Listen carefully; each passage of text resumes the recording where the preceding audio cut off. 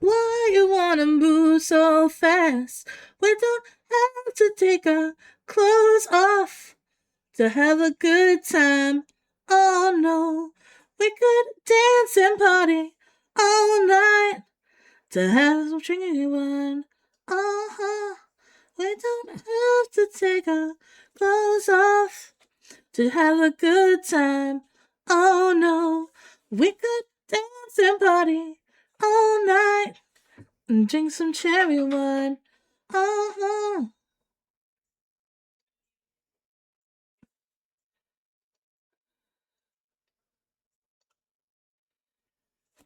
Mm-hmm.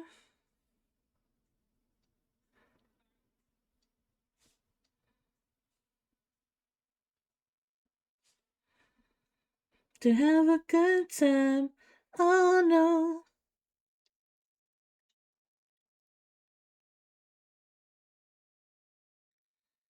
Hey, Omega.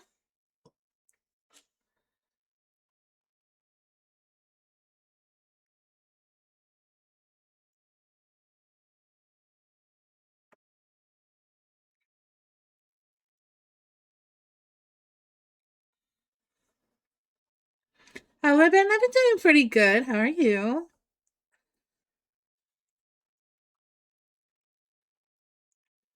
Oh no, no, no.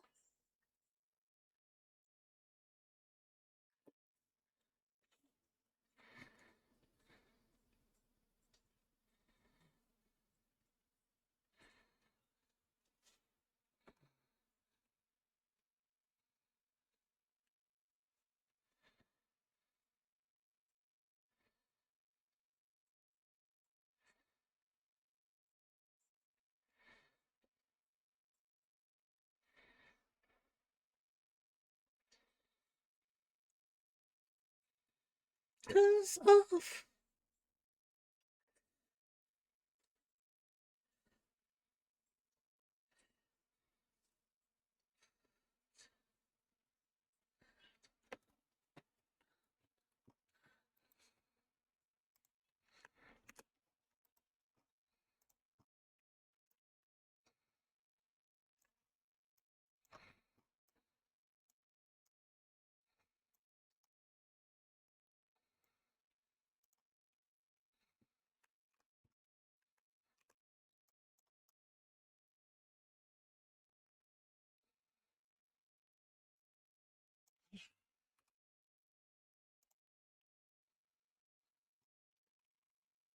We have to take on.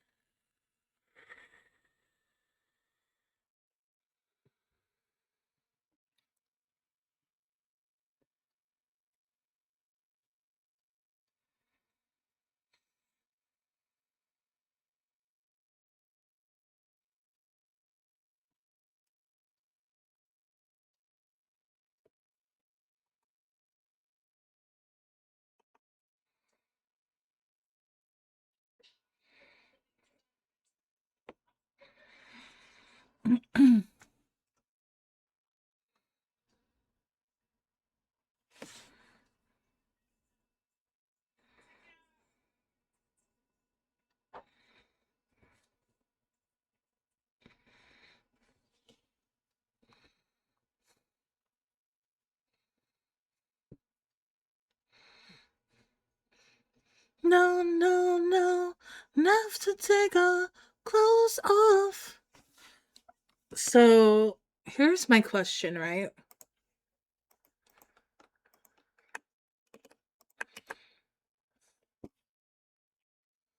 Mm-hmm.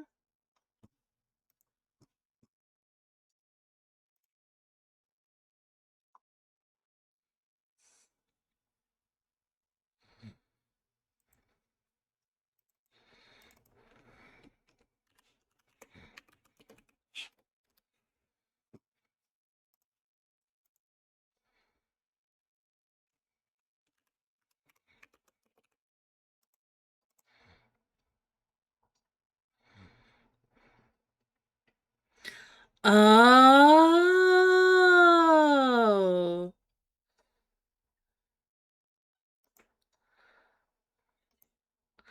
Okay, so that's gonna be okay. I see. Okay. The answer is no. What are you talking about?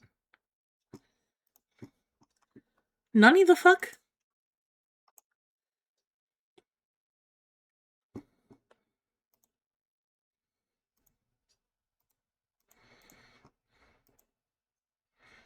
Down, down, down, down, down. Guys, I'm literally $10 away from being completely out of debt to PayPal. That's crazy.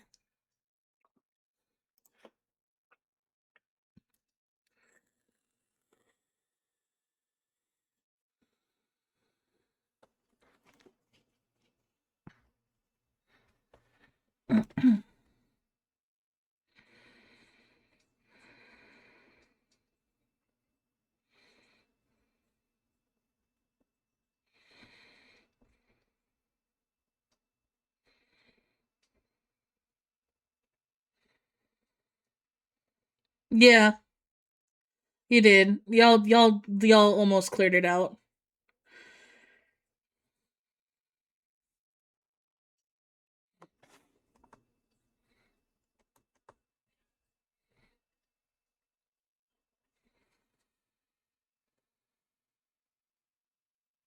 Okay.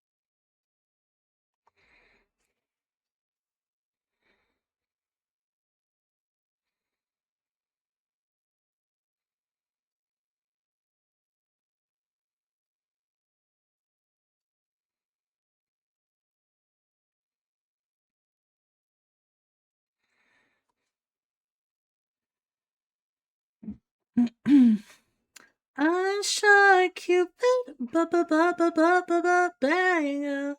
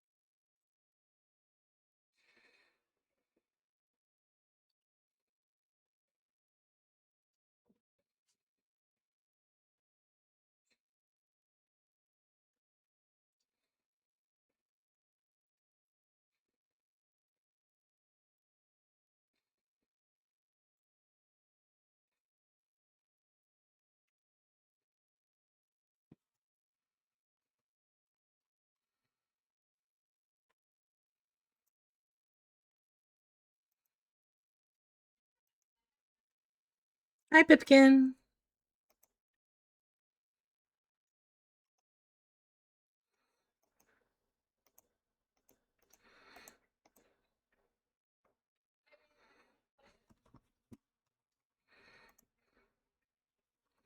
Thank you for the lurk.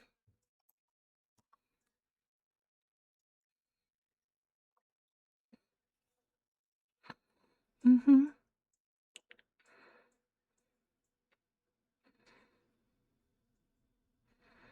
Wait, what?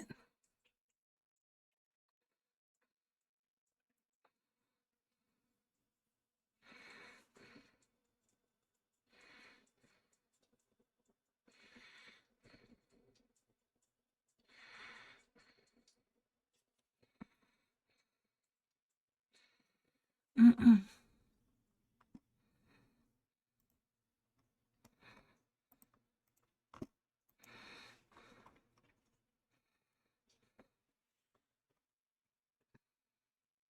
BBN That's me. That's right. That's me. That's right. I am HIM, the Gen Z Eminem. That's me. That's right.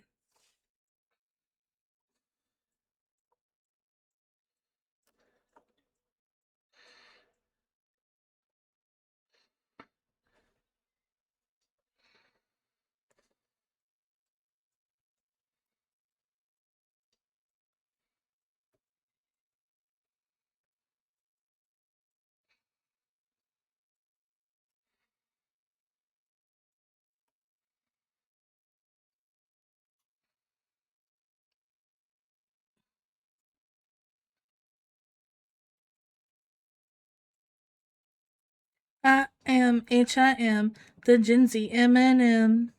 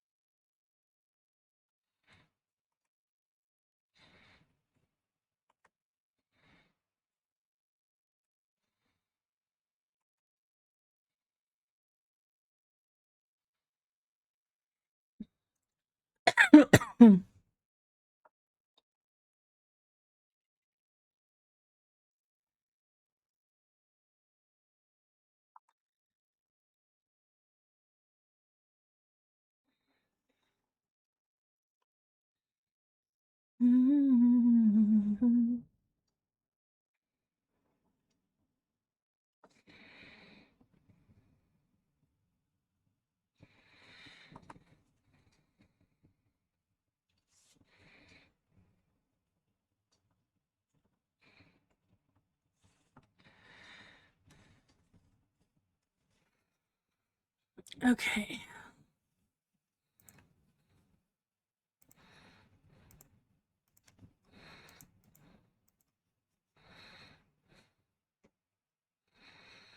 Mm.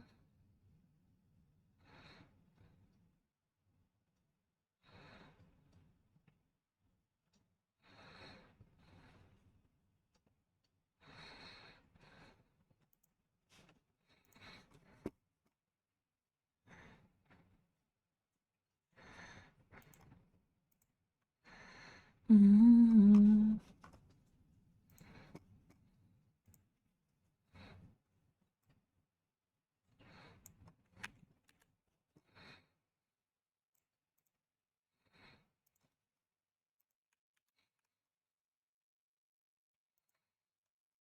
Oh, this song is so fucking cute. What the fuck?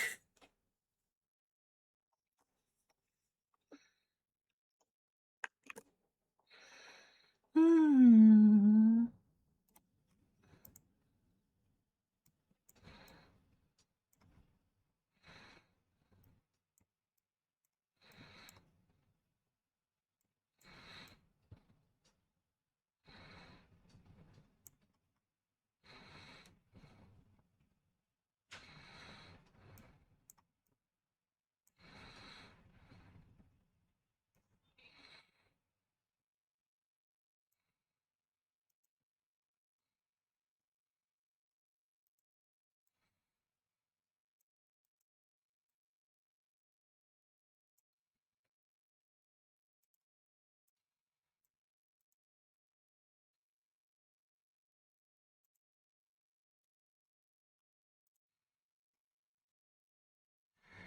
Mm.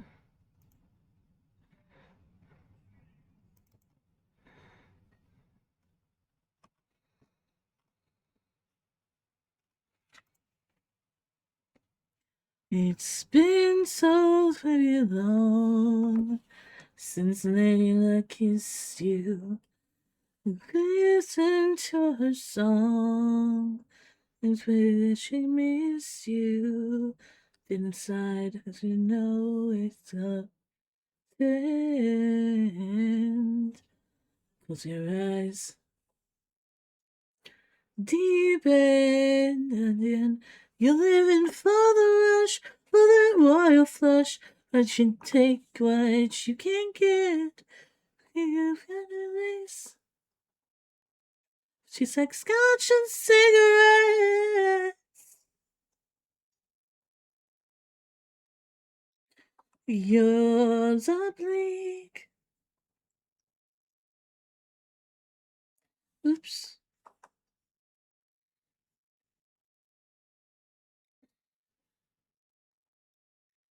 Ooh.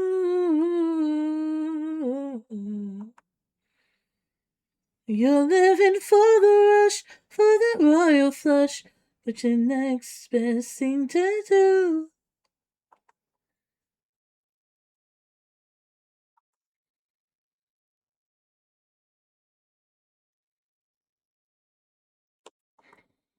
Mm-hmm.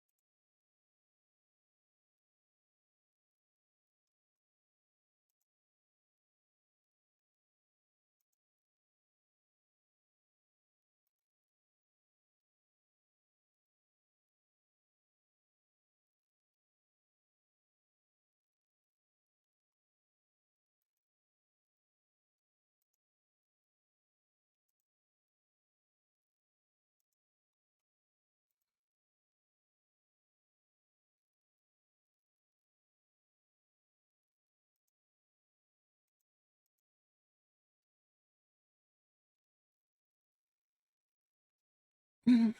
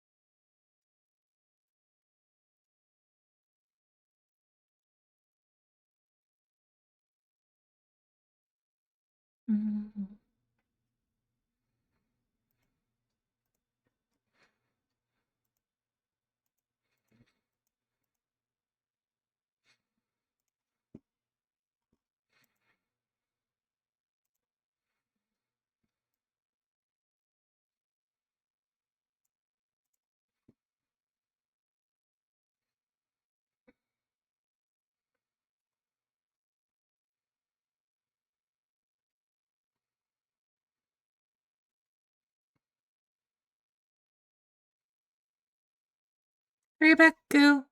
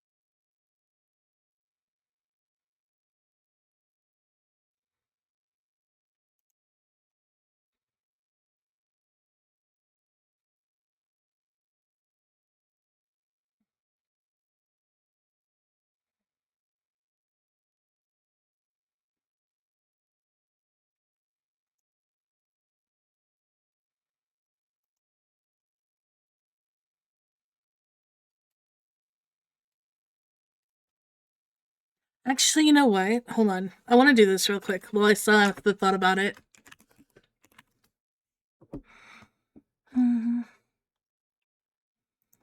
Say you love me forever, never stop.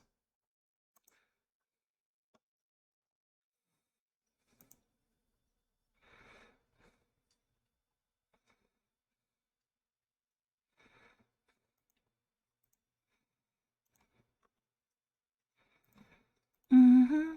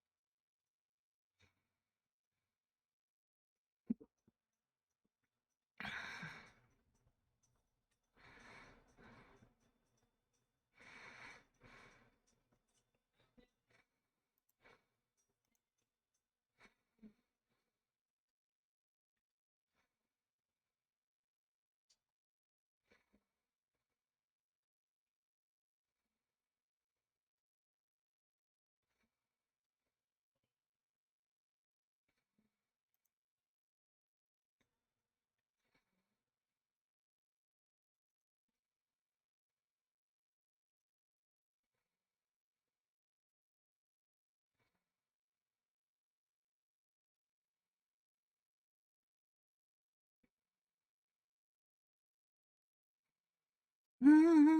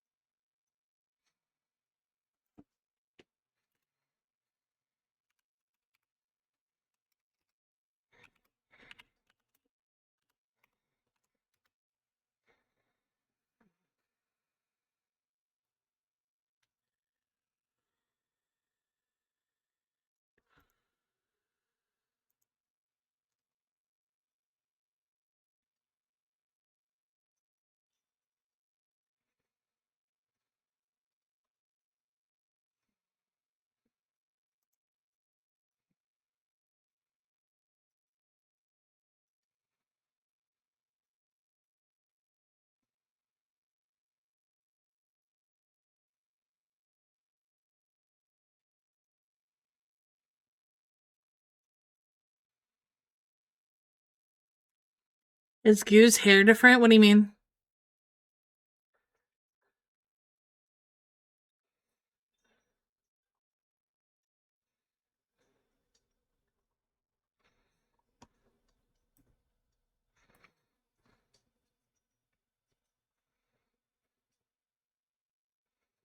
Oh,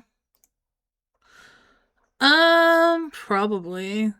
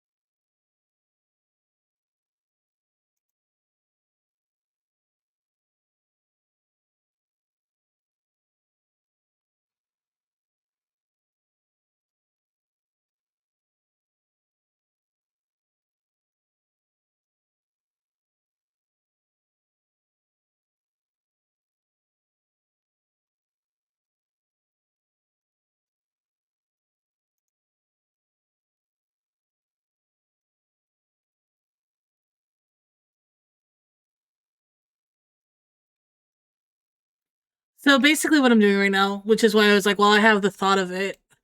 Um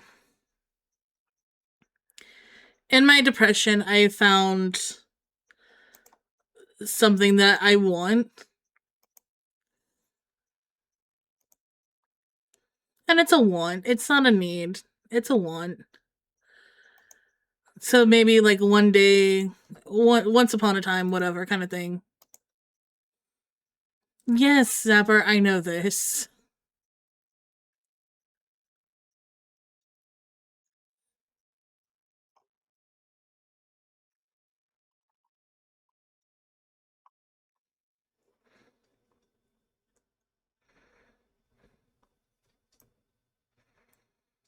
I'm just putting things on my throne, okay? Because I didn't know that these were a thing. And I can't put that as a crowdfund, so that's hilarious. Okay. However, this one's gonna be definitely a crowdfund. This one is gonna definitely be a crowdfund. I I wouldn't know what to do with it, but it's perfect.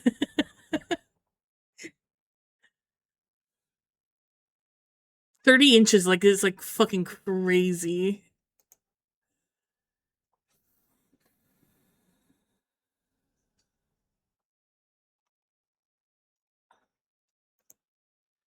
No.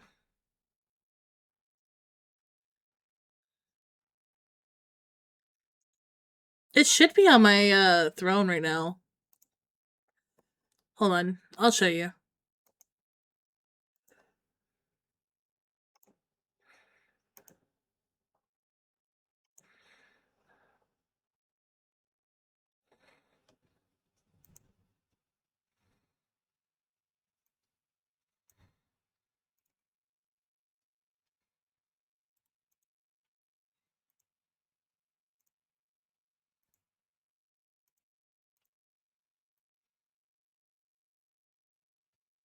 So basically what I had put on my throne is this. And it's 30 inches. It's bigger than the Eevee that Rose got me. But I also found out that there is cryptid plushies. Where the heck are they stuffing it? I have no idea. But I found out there's cryptid plushies, so like there's a little jackalope.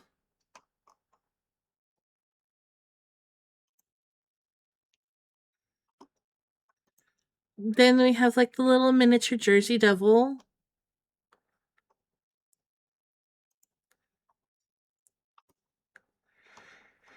And then we have a little Nightcrawler.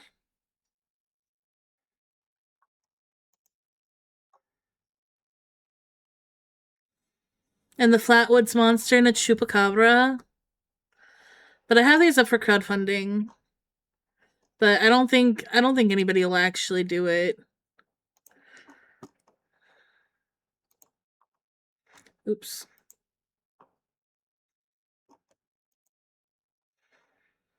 Yeah, but I have wall space. And I can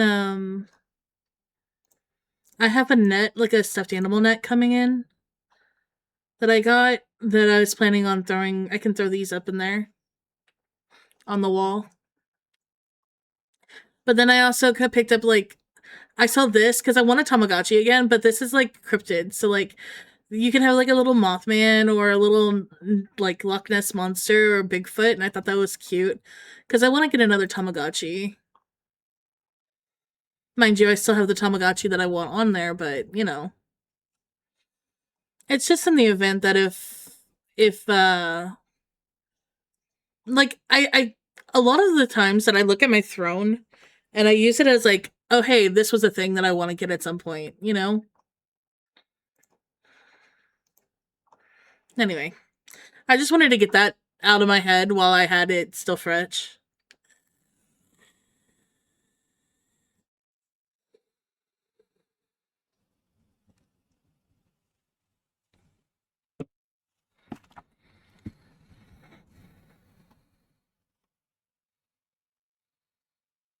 Because ain't nobody gonna remember my birthday.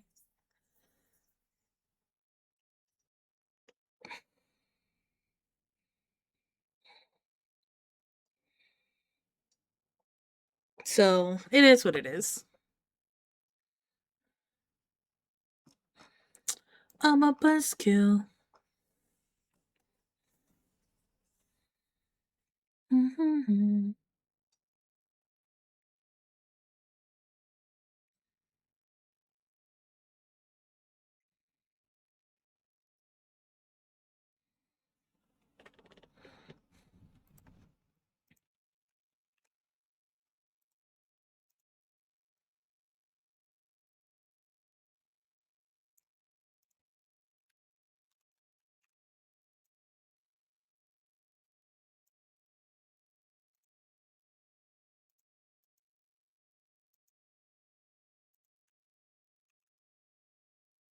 Mm-hmm.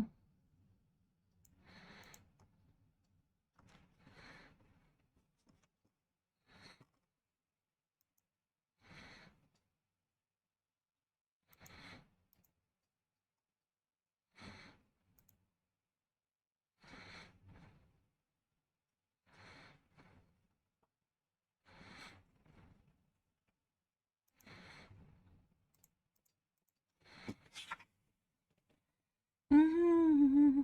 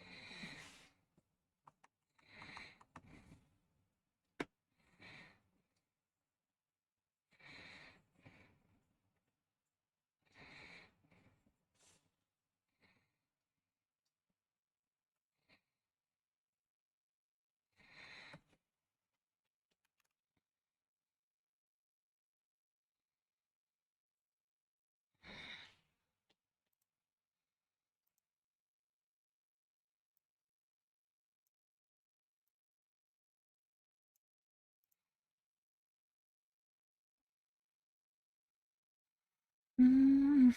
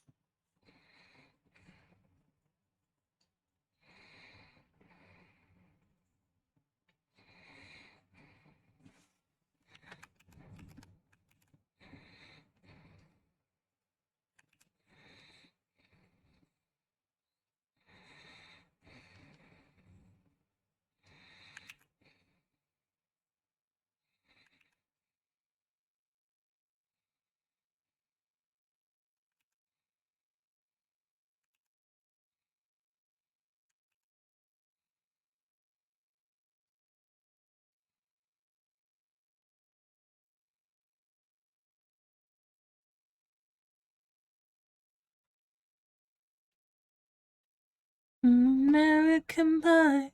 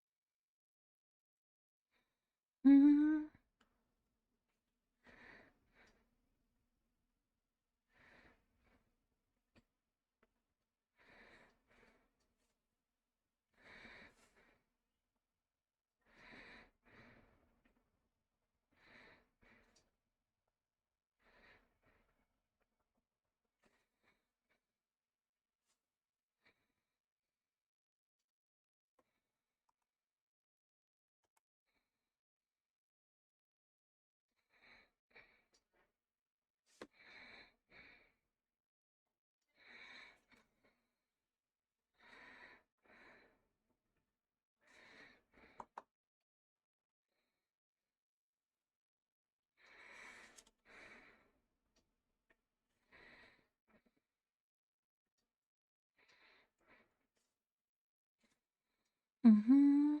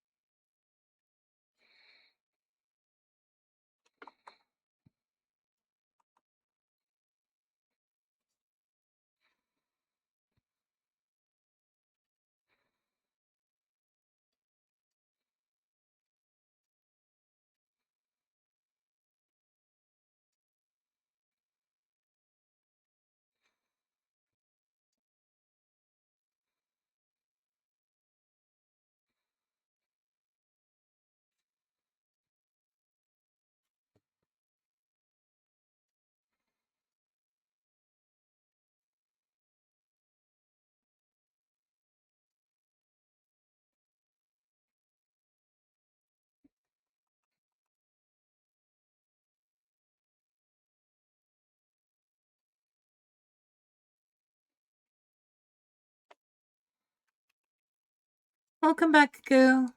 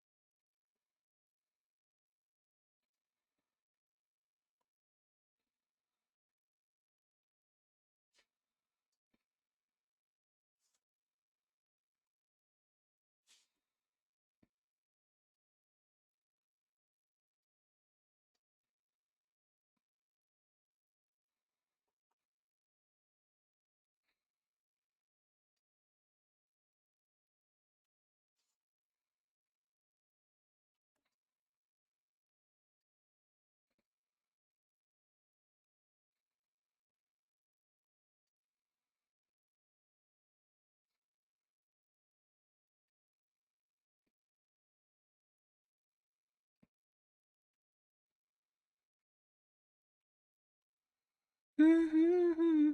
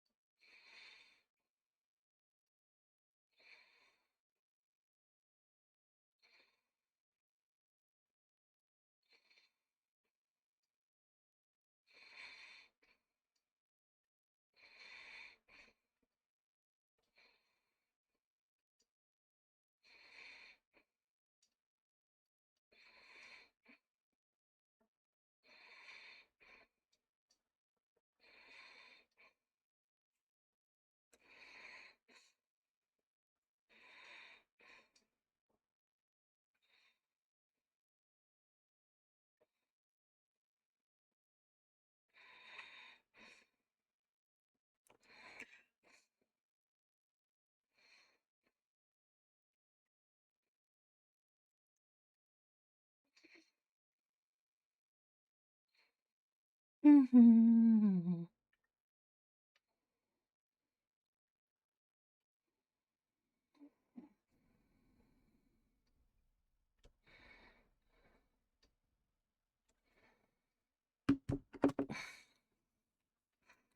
it bad that my brain is just like trying to process how to do goose hair after the thing is moved?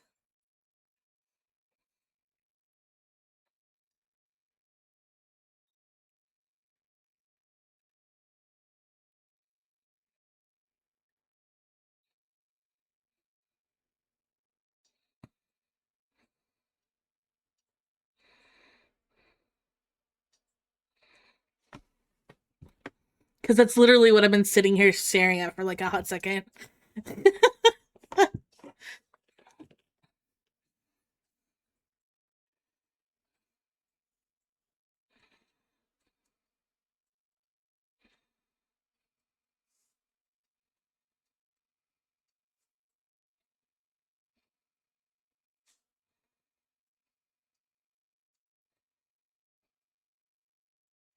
You know what? I have an idea.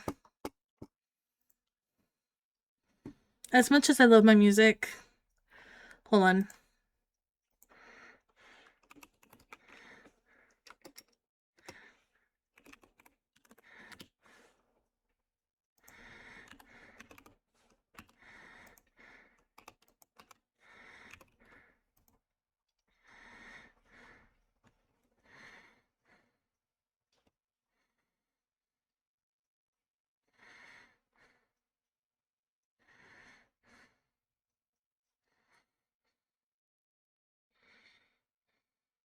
Actually, boob physics is a lot different and a lot worse.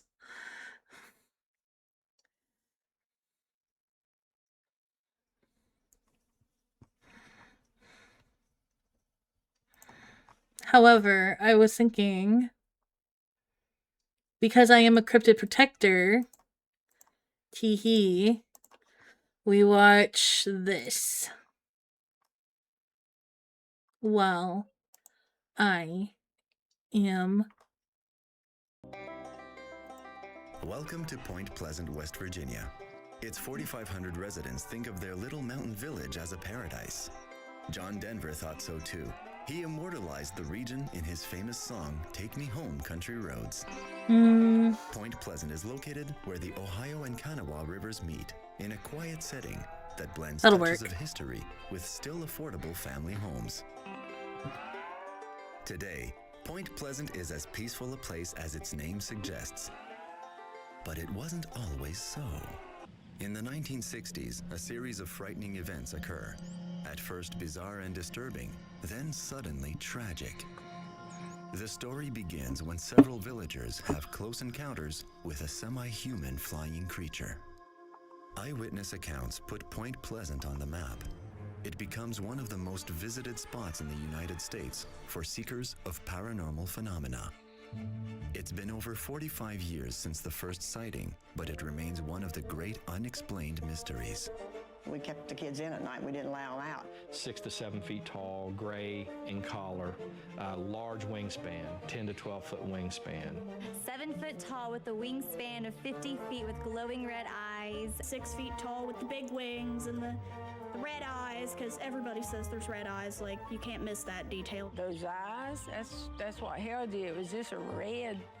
A lot of people says it glowed. I don't know about that. I just know it was a red like you never seen red.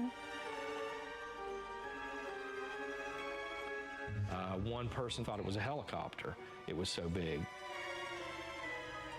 Another local guy here, he thought it was an airplane. You know what? Described it as looking like a giant moth because it didn't have a head like a human. It was more in and had moth-like wings and so forth. Other people described it as, being very quick as far as flight. It would appear and then it would disappear. My papa always said it was just a bird because he used to go out there all the time. But he said he saw something out there, so I'll believe him. It had a heel like we do, a heel and a long foot out. with toes and claws on the end of the toe. It had a neck like we do that holds a round type head. It had a nose like we do, and I saw 2 holes that you breathe out of. In the mid-1960s, 100 people claimed to have seen the half-man, half-moth with huge glowing red eyes flying around the area. For 2 years, more and more eyewitnesses come forward. Peaceful Point Pleasant is never the same again. Well, Point Pleasant, as it is today, is a very simple. It's a simple place. And back in the 60s, it was even more so. You had hardworking Americans, farmers, and people like that. They really didn't take stock into monsters or UFOs or anything like that. They worked long days and hard days, and they were down-to-earth, practical people that went to church on Sundays. This isn't something that they plotted or planned. It's just something that happened and they couldn't explain it. And even today, all these years later, it's still a mystery. Some of those Mothman witnesses, became very, they suffered nervous breakdowns and mental issues and things. And totally different people as to what they were beforehand. Over the years, they never could come up with a viable answer as to what happened or what they experienced. Now, a lot of people in the town getting thought messages, so they said, saying that something was going to happen. Some people were even having physical effects, like their eyes getting swelled up and red and so forth for no particular reason. In fact, I think a lot of people that had up-close encounters of this Mothman So I'm gonna make stickers said that their eyes got inflamed. to sell. It could have been like an angel. Here's Mothman. We'll do it one by one in the terms of the Fear begins to grip the people of the Point video Pleasant. as we Some go. believe the creature is an How does that omen, sound? a premonition of catastrophe about to fall on their village and its inhabitants. And soon enough, that's precisely what happens. When the bridge fell, it actually tilted to the right, came back up, and then just went down. That is, instead of a collapse like sometimes we see on TV or in pictures, the eyewitnesses said that it actually went to the side, then came back up and went down.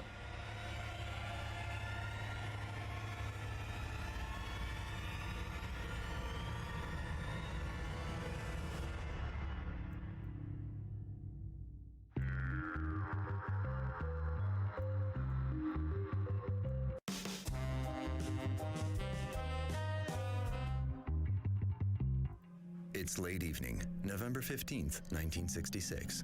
What happens on this night gives birth to one of the most horrific legends ever recorded in American history.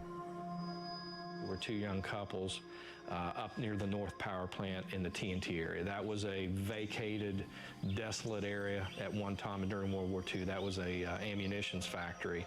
That's how it got its name, the TNT area. They were driving around up there about 11 o'clock at night. They came across what they thought was a man standing in the road in front of their car. They noticed something standing next to the plant, which looked like a very large man in dark clothing or a cloak and what have you, and they noticed these 2 glaring red eyes. Linda Scarberry was one of the witnesses, said that they were about size of baseballs, about 2 inches apart, and then she noticed wings flapped around on its back, and she said they reminded her of angel's wings. As the car got closer, she said the wings came out, and this creature or being or whatever ran into one of the vacant power plant buildings there called the North Power Plant. And Oh shit, that's right. He does have angel wings, not. And they picked up speed. Okay, hold on. They noticed as they looked behind them that this thing was actually chasing them. That's when this thing came over top of their car.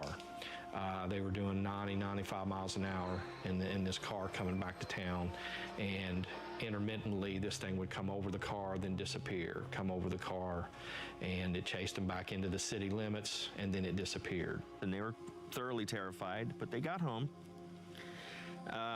and told their story. And during this time, that started the ball rolling on the whole Mothman legend, as it is, one of America's creepiest urban legends. Immediately after the 2 couples saw this thing in the TNT area. They went to the sheriff's department. Now, the sheriff's deputies saw how upset they were. They knew that they weren't making this story up. They sat down and wrote down everything that they encountered. And then the police went up there to investigate. They started running regular patrols. This was on the 15th. All right, there we go. There's Mothman. On the 16th of November, Marcella Bennett and her family actually encountered this thing at a house up in the TNT area. Marcella's corroborating evidence makes the community take notice, including her family. I asked my sister what it looked like one day. I said, Marcella, I need to ask you, what does it really look like? Because I was there time after time, but never really got to experience it. And she said, you know what, Carolyn? She said, we were just getting out of the car. We were talking back and forwards over top of the car, not paying a lot of attention, not thinking about anything. And I heard something like, shh, shh, shh. And she said, we turned around and looked, and it was trying to come through the doors, which they drove trucks and tanks and stuff through them doors, and said that the doors wasn't big enough. And I said, well, then how did he get out? And she said he went sideways and came through and flew over top of him. She said, when I looked up and seen them big red eyes, she said, we were out of there. I can't tell you what the rest of it looked like. You can go right down the line through November. There was all kinds of sightings after that. Then the police department started taking it a little more serious. The official record of so many sightings marks a turning point. The residents of Point Pleasant start taking the reports seriously. Many believe something is living near the abandoned munitions plant, something beyond curious, a creature that might actually harm them, and it has a name. The name Mothman was actually given by a news reporter during some of those press conferences in the early days of the Mothman sightings. People always ask, well, how did the name Mothman come about? At the time, in the mid-'60s, as a little kid, I used to watch the Batman TV series, but there was also the Batman comic book series. There was a character in that comic book series called Mothman.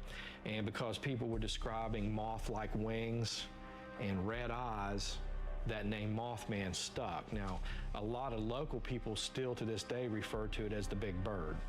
Whenever the Mothman was first spotted, it practically covered all of our news areas. It was in the newspaper, big write-ups, and it was on the radio, TV, word of mouth. Everybody was talking about it. I mean, it was different. It was a piece of something that they had never experienced before. You kept your kids in at night, your little ones. You didn't let them out. Newspaper account came out of a big, large 6-foot bird with a large wingspan and red eyes were chasing cars in the TNT area, which caused a mass amount of people to head for the TNT area to see this massive bird that was out there chasing cars. That's how the story grew. Even some of the news channels picked up on it. That's when everybody started coming to Point Pleasant, including John Keel. The late author John Keel really spent a lot of time on this whole thing. He stayed there for several months, I believe, or years, doing research for his work. He took it as premonitions. And I believe that it was 2002 they came out with a film based on his book, The Mothman Prophecies. Yep. John Keel specialized in writing about extraterrestrials and UFOs. The Mothman Prophecies was published in 1975 and chronicles Keel's extensive research and theories about the Mothman. He believed it was a creature from outer space. When the Mothman was here, things that happened, and it was a little different, and people were scared because, you're a little scared of what you don't know. And they didn't communicate with him, didn't know if he was going to hurt anybody. He didn't hurt anybody, but there was an animal killed, but it could have been a coyote. But you didn't know what was going to come up. And people was a little nervous. During the Mothman sightings here in Point Pleasant, they would not let some of the children out for recess because the people didn't know what this thing was. They thought if it was a big bird, it could come down and pick up a little kid and take off with them. So that's how paranoid some people were when all this was going on. It was called The Bird, where a location where a lot of people were seeing the Mothman, known as The Bird, was the North Paraplant, and it was generally known as the Birdhouse. I think it was tore down in the early 90s. It was deemed a health hazard, and they did tear it down, which is kind of a shame because it would be like a great landmark. We went up there looking for the Mothman all the time. Don't know what we'd have done if we'd have found him. I wished I could have said, yes, this is what it looks like. But, it was something to do, and you're curious. And we went, but we had carloads. He wasn't going to come out when we were there. Everybody wants a glimpse of the Mothman, be it human, animal, or alien. There are as many local skeptics as believers, but the urban legend grows, and so do the questions. Where did it come from, and why did it choose the munitions depot? What happens next raises even more serious questions.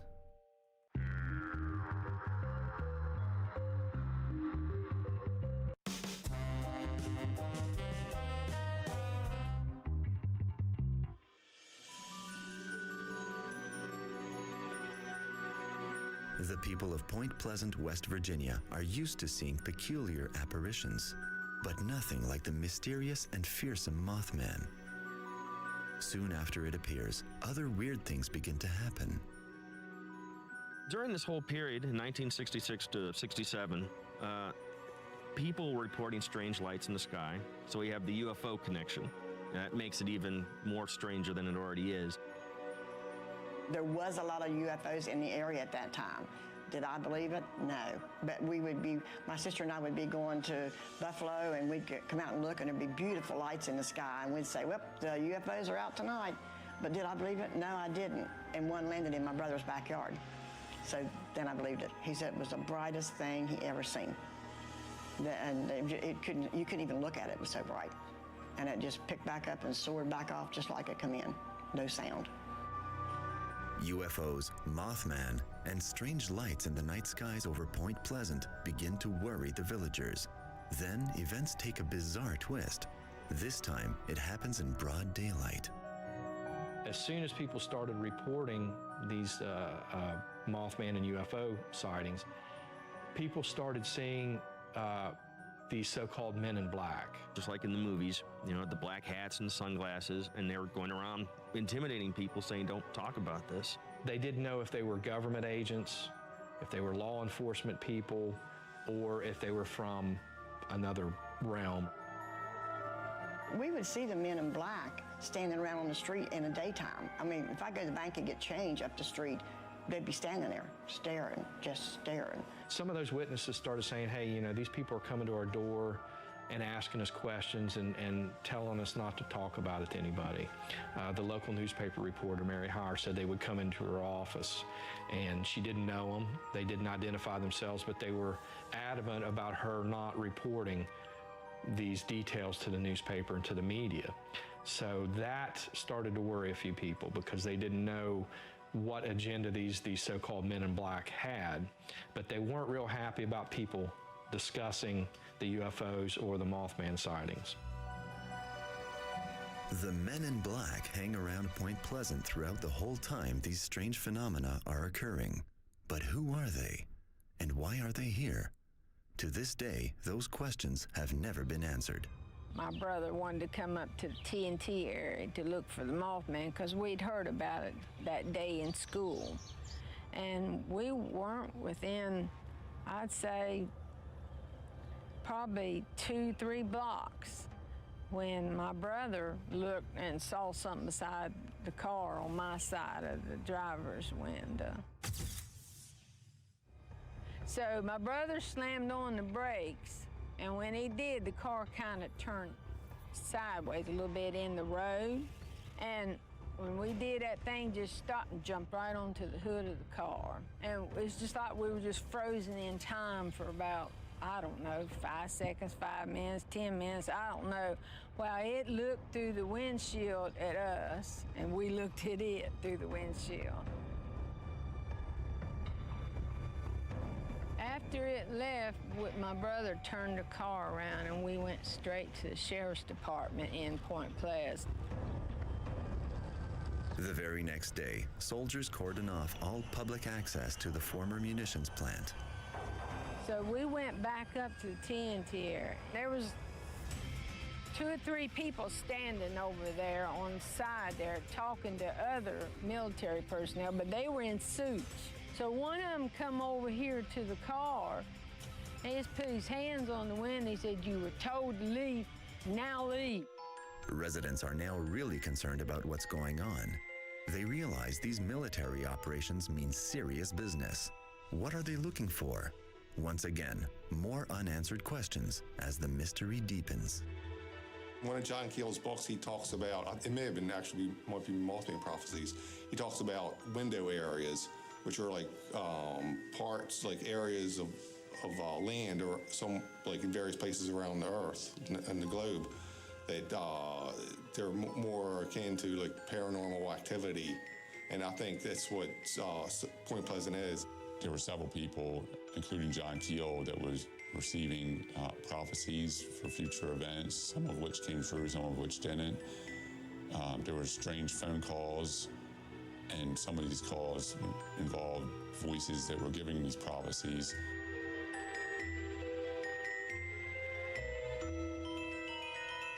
The Mothman is something that scared a lot of people. I believe personally that there was such a creature. I don't think, however, it was a UFO. I don't think it was an occupant from another planet. That is partially the belief system for a lot of people. Small town in the 60s, they didn't have all the lights and the glitz and the technology, so they simply would have enjoyed these stories, and it would have excited them and scared them. And fear can generate all kinds of responses. The people of this once quiet village turned to local Native American history and legends for an explanation as to what may be happening.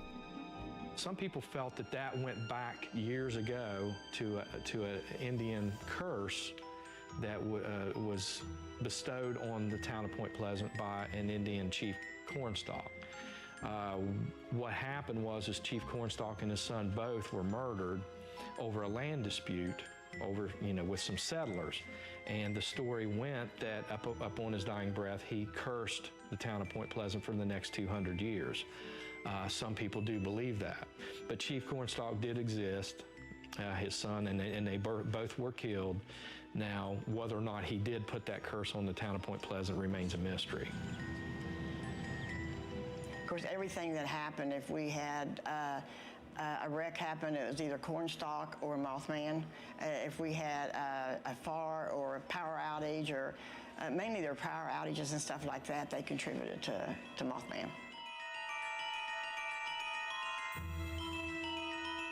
As far as the Mothman goes, I believe it's just something we haven't discovered yet, or something that did exist and may have died.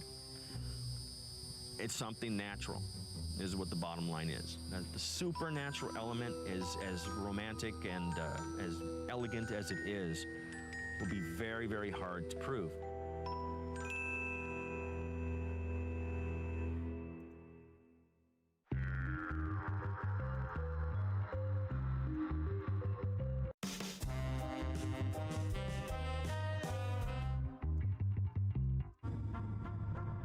While the residents of Point Pleasant try to connect all the dots and make sense of the strange things going on around them, no one could have predicted what happens next.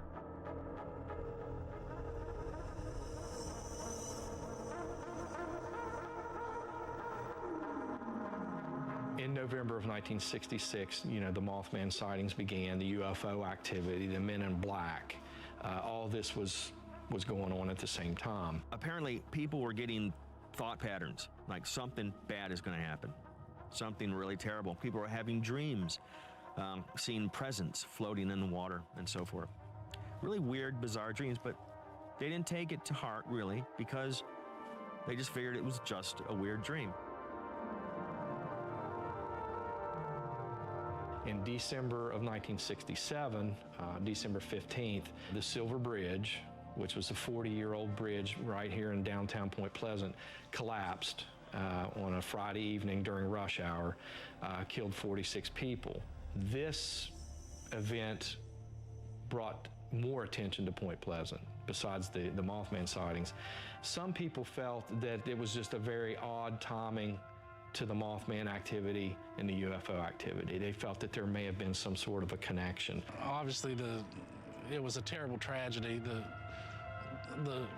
We knew most of the people that went down on the bridge. In fact, the parents of the mayor at that time were on the bridge. A little girl that was in my classroom was on the bridge with her parents. Some people claim to have seen a large bird flying back and forth across the river days before that bridge fell.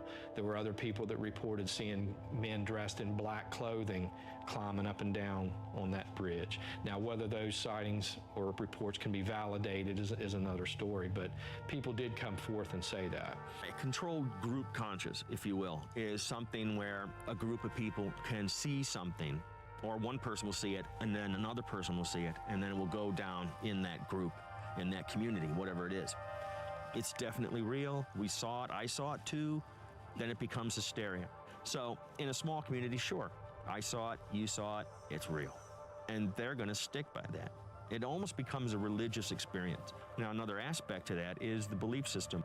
Once you believe in something so strongly, it will stay with you over years and years and years. And even something that didn't really occur or something that was misunderstood will still be just as strong 40, 50 years later, because they're going to remember it exactly the way they experienced it.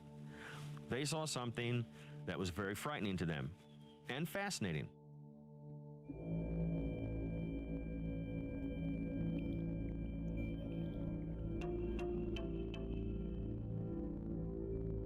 A lot of those people were not real thrilled about seeing it. They didn't, some of them would not even go out at nighttime. You know, they became reclusive. They felt that something was always looking over their shoulder or in their area of where they were, very paranoid. They didn't really like the attention they were getting from the townspeople, because people thought they were crazy or, you know, loony or whatever. And that's why a lot of those witnesses, even to this day, will not discuss it. They won't admit that it didn't happen. They will tell me it did happen, they saw it with their own eyes, but that's all they want to say about it. Jeff has always been interested in strange phenomena. His obsession with the mysterious Mothman took root in childhood. He's spent years accumulating enough evidence to fill his Mothman museum. That makes him a leading authority on the creature and where it's likely to be seen. Okay, these structures have been here for well over 60 years. They're relatively untouched. As you can see all the detail on these, you can actually walk underneath, you know, look underneath, and they're very eerie, especially at night, especially when the fog starts setting out here. They're basically the same as they were back during World War II. When the war ended, they just left everything. They never tore anything down. And during the Mothman sightings, you know, a lot of people thought that whatever this thing was either roosting or staying in this general area up here in the TNT area.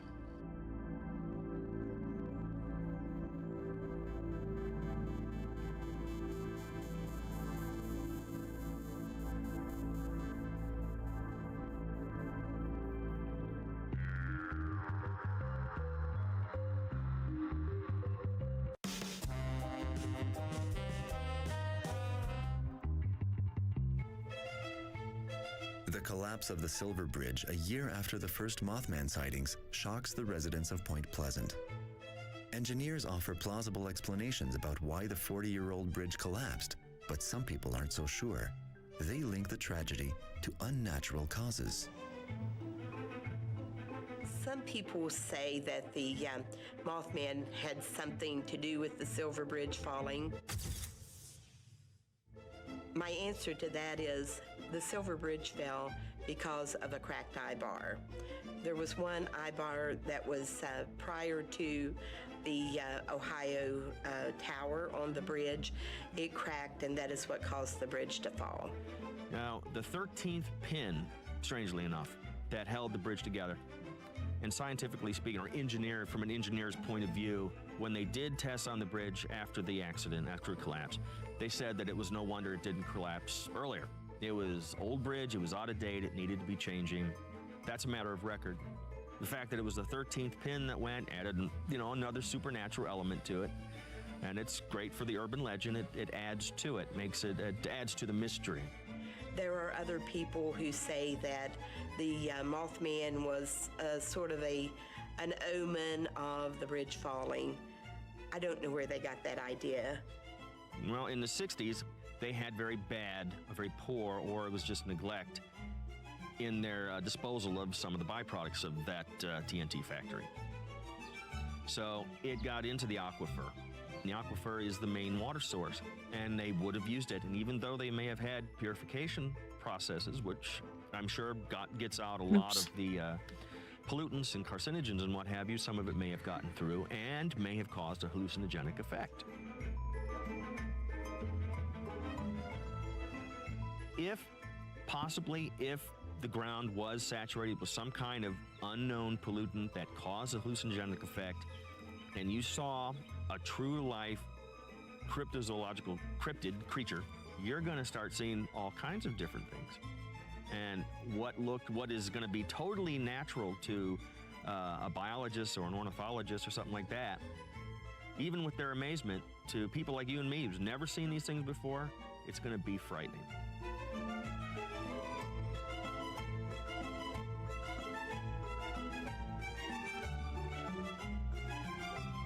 I believe there's a lot of things that I just don't understand, and with that, I take it with a grain of salt, but I don't discredit what people are saying they're seeing.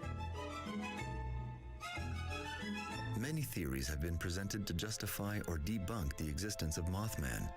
One comes from an unofficial branch of science known as cryptozoology. What do I think it is? I think it does belong, the creature itself belong in the realm of cryptozoology. I think that crypto meaning it's something different, something out of place, not natural to be found. And every once in a while, nature spits out something that shouldn't be there.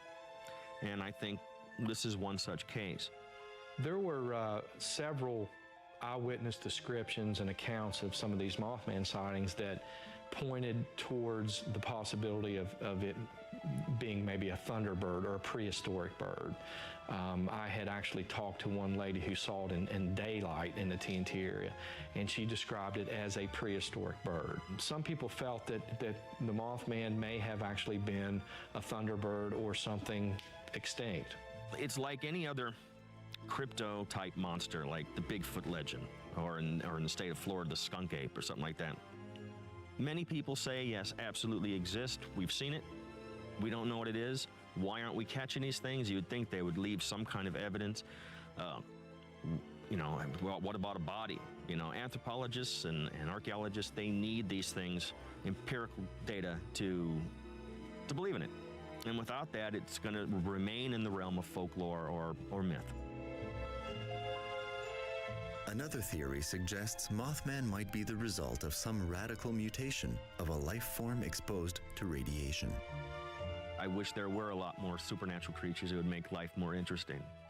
But I think in this case, it was just something that existed, does exist still, and occasionally came out of there.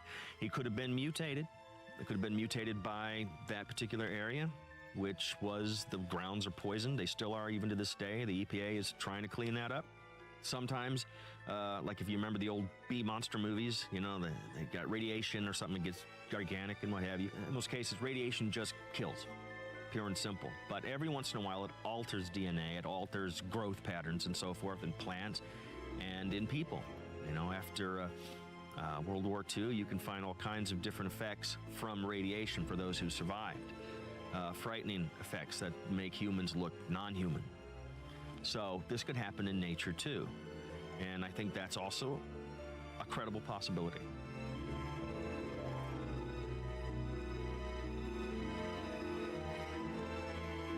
I think after the Silver Bridge collapsed, the whole town was in a state of shock. I mean, they'd never seen a disaster, on that scale of, 46 people, perishing in a bridge disaster. It was the worst bridge disaster in American history. It still is. But I think there was so much going on. People had a hard time absorbing all of the activity and the attention. But people still, were in the TNT area, years and years, even to this day. It's really difficult to say that book will ever be closed on, what this Mothman or large bird actually was. That's the whole beauty of the Mothman stories. People are always looking for answers.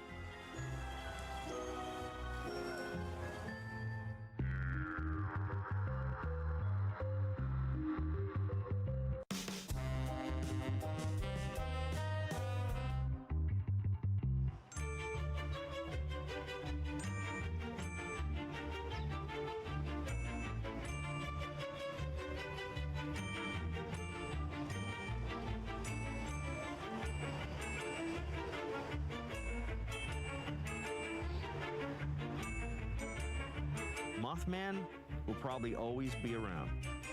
I think the idea of this creature will always be around. It may indeed be something from the realms of complete supernatural, and it may blow our socks off someday by presenting itself. Maybe it is an alien life. I can't discount that. My personal belief system is that it's just a misidentification. It's a great story, though. I think if 20 years ago somebody would have came forth and said, this is what it was, here's the proof, here's the documentation, book closed, we wouldn't be sitting here right now. We just don't know until it dies in the woods and the forestry department picks it up and it becomes news and it goes in the classroom school books. It's going to remain the monster that we know it is today. Whether Mothman is fact or fiction, horror or hoax, the creature towers over the daily life of Point Pleasant. Instead of ridicule, the Mothman book and movie has brought fame and fortune to this little village on the Ohio River. The movie changed things by putting us out there, putting Point Pleasant on the map. A big part, and the climatic part of the movie is the bridge falling. Then now everyone wants to ask you about the Mothman, and anywhere you travel, if you're from Point Pleasant, always the first thing someone asks you about is the Mothman. But people had a hard time seeing that movie in town. It's hard to watch that bridge fall, and it's hard to watch the Mothman parts about it. When that movie came out, the floodgates just opened, and the town was just overrun. People coming here, they wanted to go where this actually happened.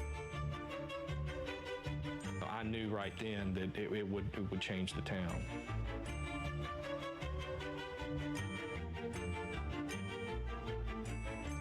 But whether you believe in the Mothman or not, it's done a lot for Point Pleasant.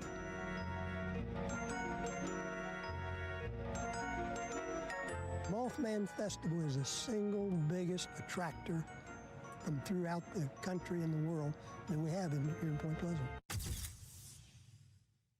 You can't drive down Main Street because it's full of people. And they come from all over the world.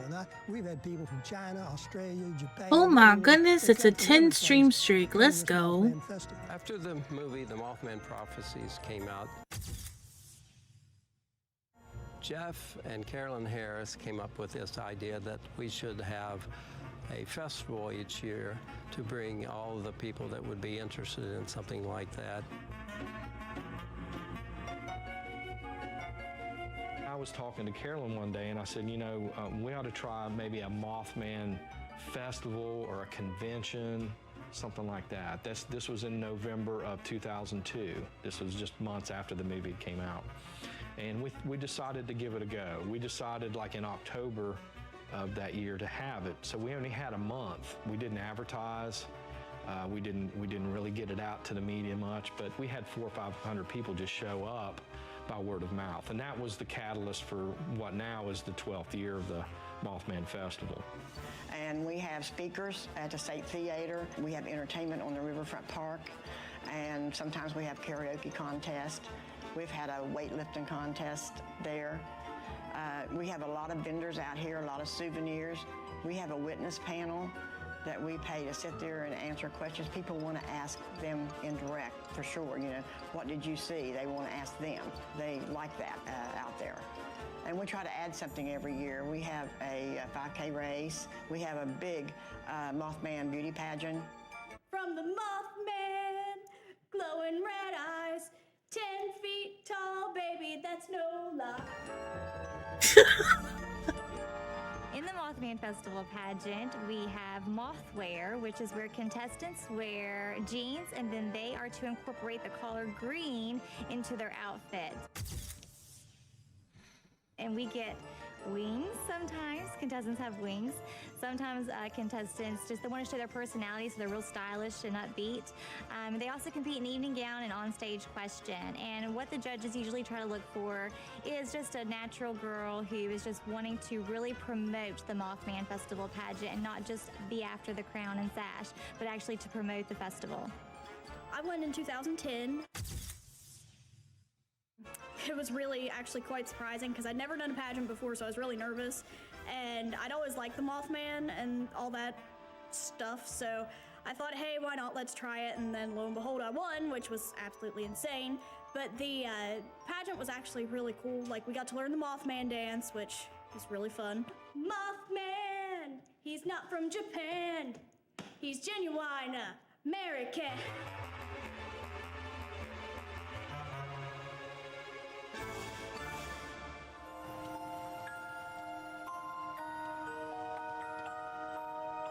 People come from all over the world, literally, and that's why we call it the world's only Mothman Museum. But we have props, we have very rare archives, we had a lot of John Keel memorabilia, we carry merchandise, and we started, just opening 2 or 3 days a week. Now we're open 7 days a week.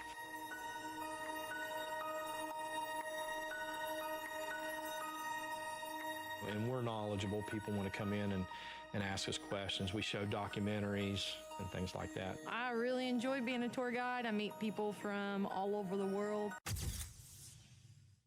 It's really cool. We can take them up TNT area, let them see everything as far as different sites of Point Pleasant, tell them different stories that I've been told throughout the years about the Mothman and all the different encounters with him. Stories I've actually heard from the eyewitnesses themselves.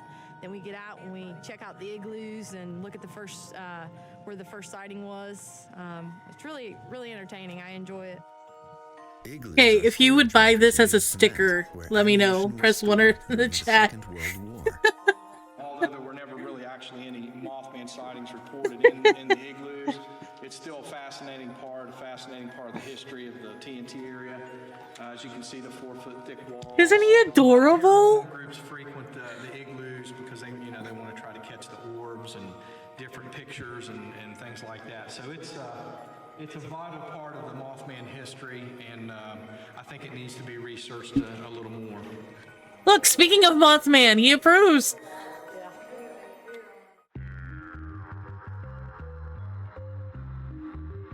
Nah, I wouldn't make that happen.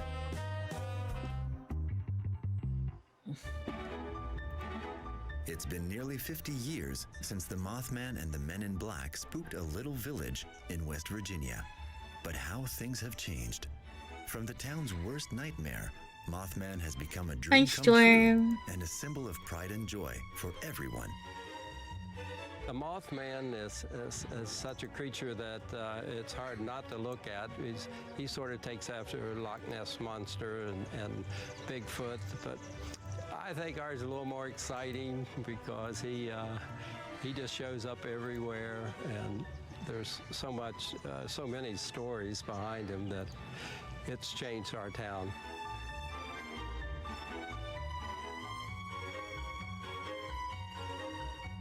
One of the main attractions here in downtown Point Pleasant is the world-famous Mothman statue. Where they put quarters in his ass. 2 or 3 years after the movie was released, and a local artist who works in stainless steel named Bob Roach created that statue after sitting down with some of the Mothman witnesses and eyewitnesses and things like that, and he came to his own version of that Mothman. But people all over the world come to get their picture taken with that statue. We unveiled the statue in a ceremony that attracted national news. CBS Sunday Morning came, and it shocked all of us. We thought it would just be a few people from around town and maybe a couple local stations, but we immediately went on national TV when the statue was unveiled. It's a really nice piece of artwork, and a lot of detail and things like that, but it's a nice centerpiece to let people know, what all happened here. Mothman is a big part of the history of Point Pleasant. There's other pieces of history too. We have a Mothman tram that goes around through town. You can board it out here, and it'll take you to all of our entities that we have. River Museum, behind the flood wall for the murals, the Silver Bridge Memorial, anything we have, the Fort Randolph going on, but the tram will take you to show you that we have more than just Mothman. We have the history and the mystery. Families come from all over groups come, bus tours come, governors come and get their picture taken with the Mothman. It's not a true visit to Point Pleasant unless you get your picture taken with the Mothman. I don't know how to explain it, but they're here every day, just about all year long. I don't care if it's raining, snowing, or what, there's people getting their picture taken with the Mothman. Can you imagine just living in a town like that? That you would never think about, but it's here. I can't say for sure whether it's real or not. I just know that there's a tremendous amount of evidence that it is. We invite everybody to come here.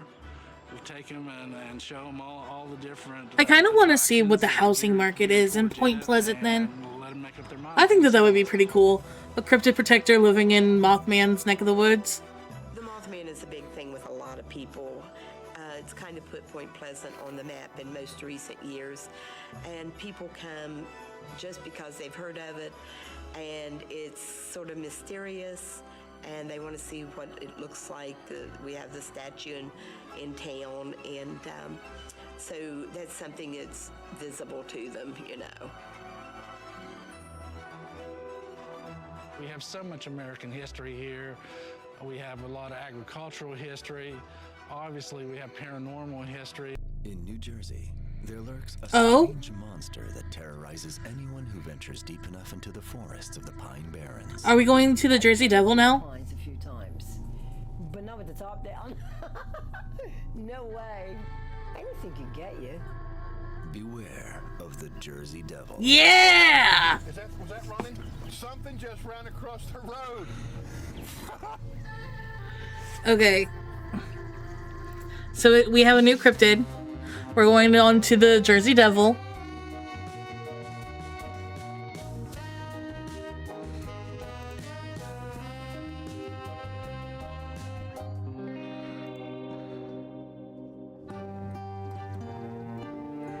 Let's see if I can even figure out how to draw a Jersey Devil.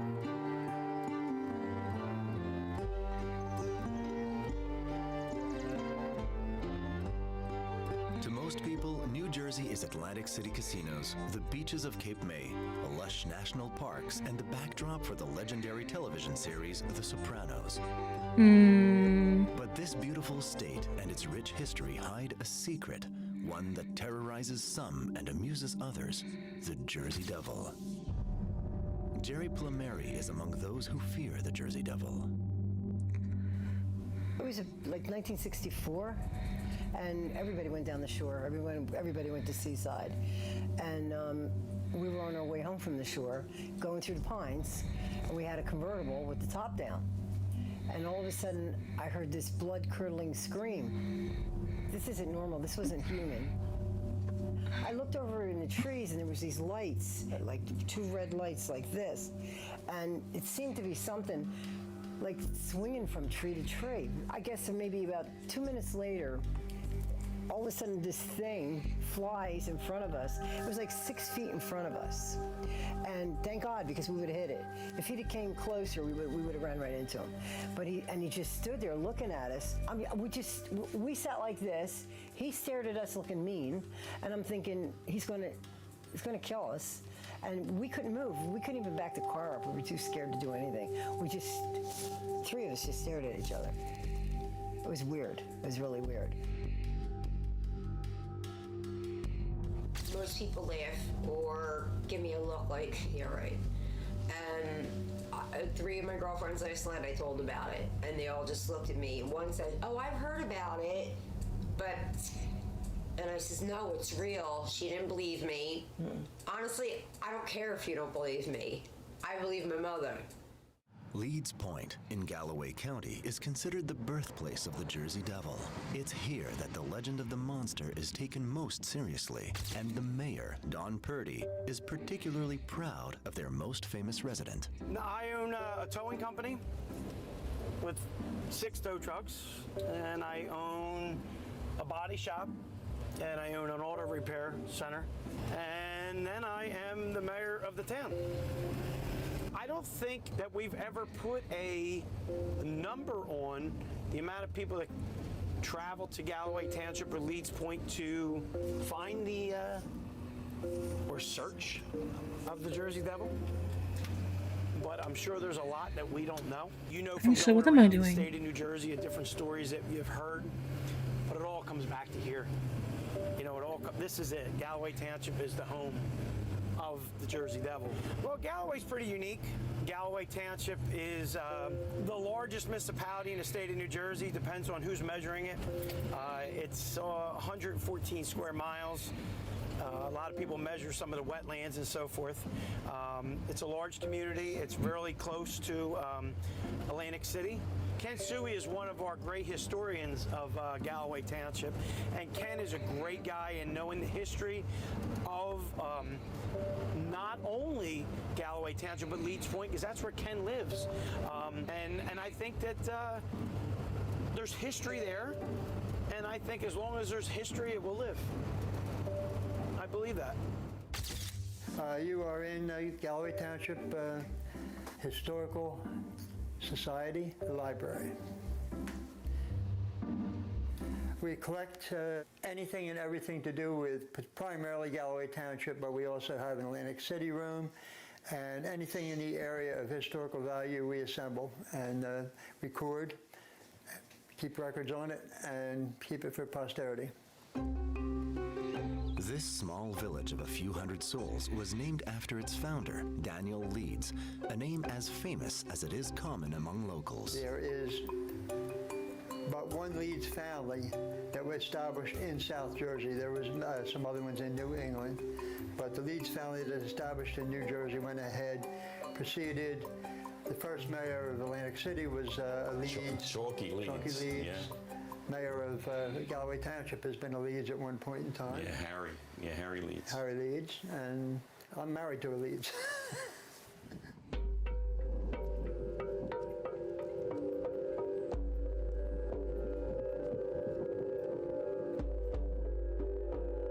But the most famous of the Leeds is Jane, or as she's known here, Mother Leeds. This mother of 13 children influenced New Jersey for centuries, beginning in 1735. It seems that Jane Leeds and her husband Hi, Daniel Sass. lived in a cabin at the edge of a great swamp along the Mullica River. Now, folks in these parts say that it was a strange family, an unusual family. Some people even said that Jane Leeds was a witch. One night, she learned that she was pregnant with her 13th child. And in a moment of understandable weakness, she said, as she was saying her prayers, "Lord, let this one not be a child. Let this one be a devil."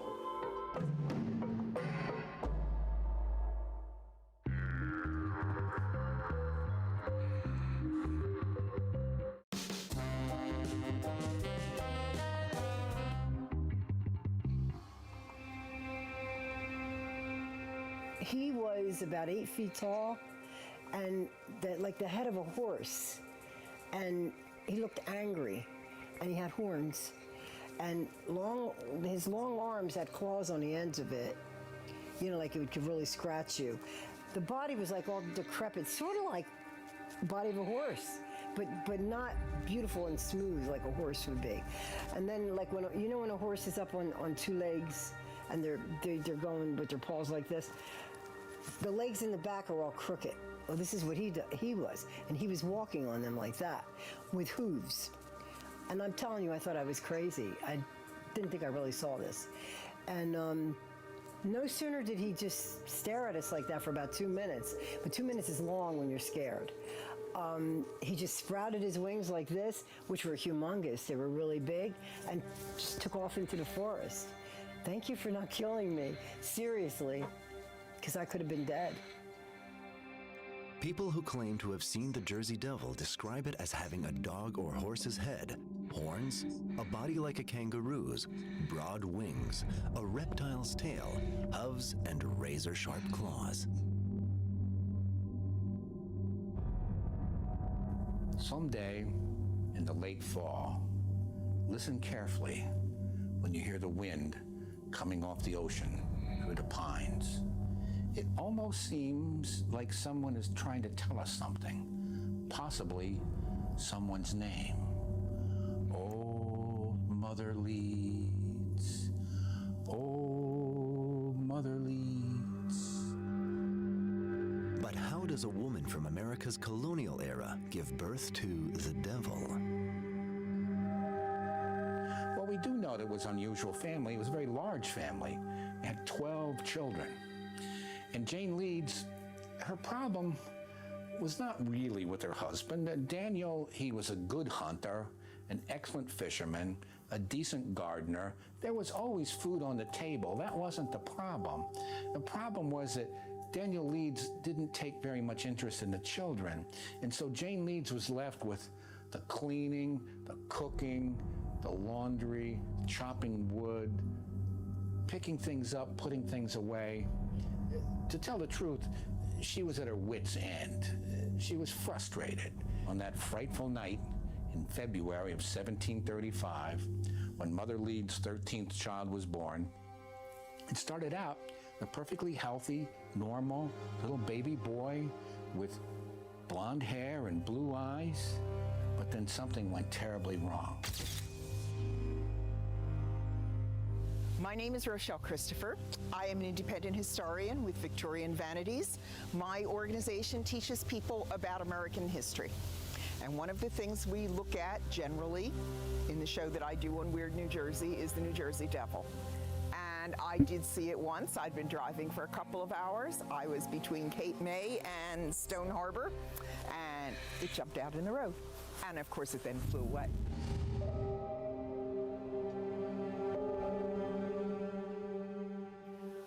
Mother Leeds gave birth. The devil apparently was a beautiful baby boy.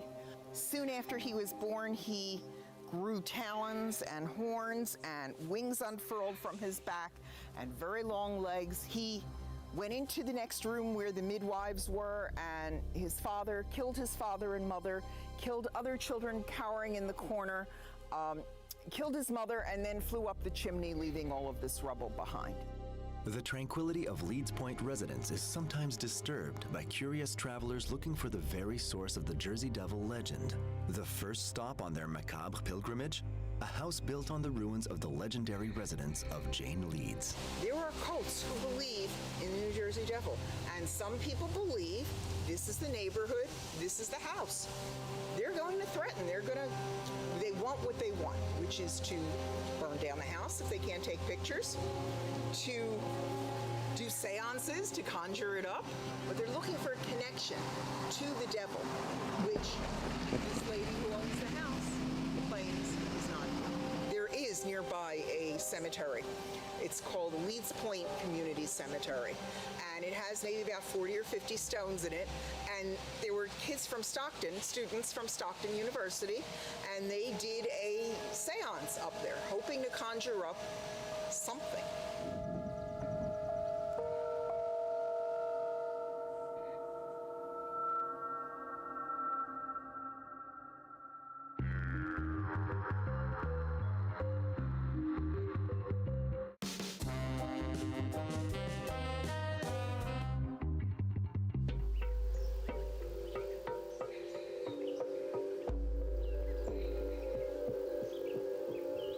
History and folklore mingle in the legendary stories of the Jersey Devil. One of the most famous of them features none other than Napoleon's brother, Joseph Bonaparte. There's a wonderful story about Joseph Bonaparte, the older brother of Napoleon, who lived in Philadelphia while he was waiting for his house to be built in Mount Holly. And he had an encounter with the New Jersey Devil. And apparently he looked at it with his gun, and the New Jersey Devil looked at him, and they both looked at each other, and finally the devil flew away. Well, Joseph Bonaparte swore that he was going to find the devil and bring it home as a trophy. Of course, he never saw it again. But it was in 1909, during the week of January 16th to 22nd, that the Jersey Devil made its most famous appearance, throwing the entire country into panic. Monster sightings occurred in Atlantic City, Philadelphia, and outside New York City. The newspapers picked up the story, and the Philadelphia Zoo even offered $10,000 for his capture. 1909, the week when everybody said they saw it. That was the week when the New Jersey Devil was seen all over southern New Jersey, but it flew away. It was seen in Bridgeton, and it flew away. It was seen by a group of people on a trolley car in Camden, and it flew away. And that seems to be the story. They saw it, and it flew away. And everyone on the trolley car said they saw it. It made an appearance on a rooftop. Adults in Philadelphia and Camden were afraid to send their children to school because they were afraid the New Jersey Devil was going to make its appearance. Paul Evans Peterson Jr. is one of those who believes in the legend of the Jersey Devil. He devotes his free time to organizing monster hunts and writing songs about New Jersey and its history. He even wrote a book, The Legendary Pine Barrens, New Tales from Old Haunts.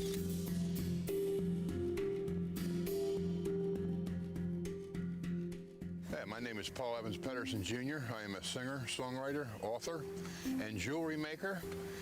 And I live here in the Pine Barrens of South Jersey, and I've seen the Jersey Devil. When Jerry Plumeri saw an ad in the local newspaper announcing a conference hosted by Paul Evans Peterson, she jumped at the opportunity to share her terrifying encounter in the summer of '64.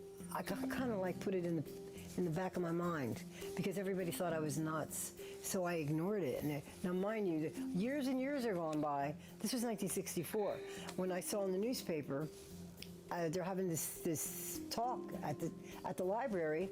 Paul Peterson is going to he writes books about the Jersey Devil, and I said, you know what, I got to go see this. There's something telling me to go, and I sat there in the second row because I knew I was going to talk to him, and I'm in the second row and he's talking. I was mesmerized by his talking because he saw the Jersey Devil 5 times. And he said, has anybody seen the Jersey Devil? So I went like this, real meek, because I'm thinking, these people are going to think I'm nuts. But you could hear a pin drop in the room.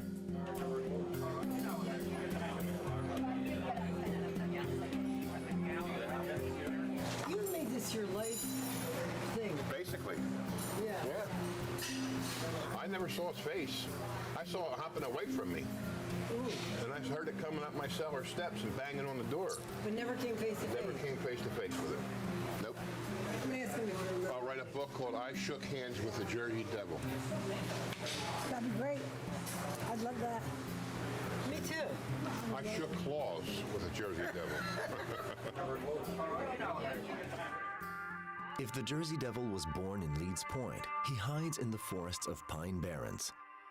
Today, Jerry Plumeri and Paul Evans Peterson meet at the visitor center of the Pine Barrens Preservation Alliance, on the edge of the forest where the monster last appeared. Doesn't he? No. Do you want me to tell the truth? He doesn't look anything like what I saw. What I saw was about this tall, but these are like real hands. He didn't have real hands, they were claws. And the legs didn't know nothing like this. It was like a horse when it was standing up on its hind legs, where the back legs are bent, and he had hooves, which he has hooves, and a long tail. But a head of a horse, but this looks too gentle. He didn't look gentle. He had red lights for his eyes and horns. So a lot of people down through the years have seen it. And have shot at it. I have a friend of mine that shot at it 3 times. So you don't hear about it for a long, long time. Right. Well, they say that anytime you see a lot of sightings of the Jersey Devil, it means a war is coming. Okay, I'm not good at making things, but what do y'all think about my Jersey Devil?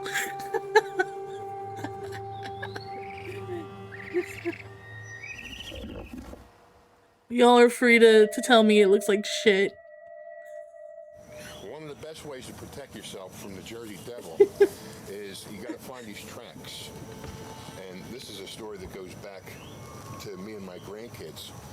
Or my That's kids not donkey. Shut the fuck up. Tell them you got to get a little shovel and dig the track real carefully and put it into a glass jar and screw the lid on it and keep that jar under your bed.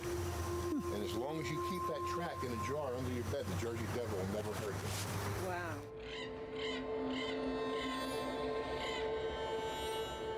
think we're all nuts in Jersey Devil. Yeah, no, seriously, they do. Between the Jersey Devil and all the people in the malls, we are It's crazy. not one of his kids either. Shut up. Jersey Devil. Now, where do you hear that? Any other state? Yeah. All the stories that have ever been told about the Jersey Devil are born right there. Yep. That's it. That's where it all comes from. I think I did an okay job. I think. The Pine Barrens is 4,500 square. Mind you, I'm not good at drawing creatures. Like, I really like how I did my little Mothman here, but like, I'm not good at like drawing animals. It became the first nature reserve protected Not by at the all. US government. People come here to get lost in nature. Some come to chase monsters. It is said that come nightfall, campers often find themselves more than a little unnerved. All right, what we're going to do right now is we're going to go through the heart of the Pine Barrens, and we're going to be looking for Jersey Devil tracks. And if we can, you never know, we might see something. The correct behavior is just to pay close attention to what's going on in the woods, not disturbing anything, because there's like 30 different kinds of plants that grow there and nowhere else that are on the endangered species lists. There's a lot of animals on the same list, endangered species. And we're just going to watch the woods and see what comes out of it. And if we see the Jersey Devil, this has a really good reverse gear. And we'll be putting it in reverse and getting away from it. Welcome to New Jersey.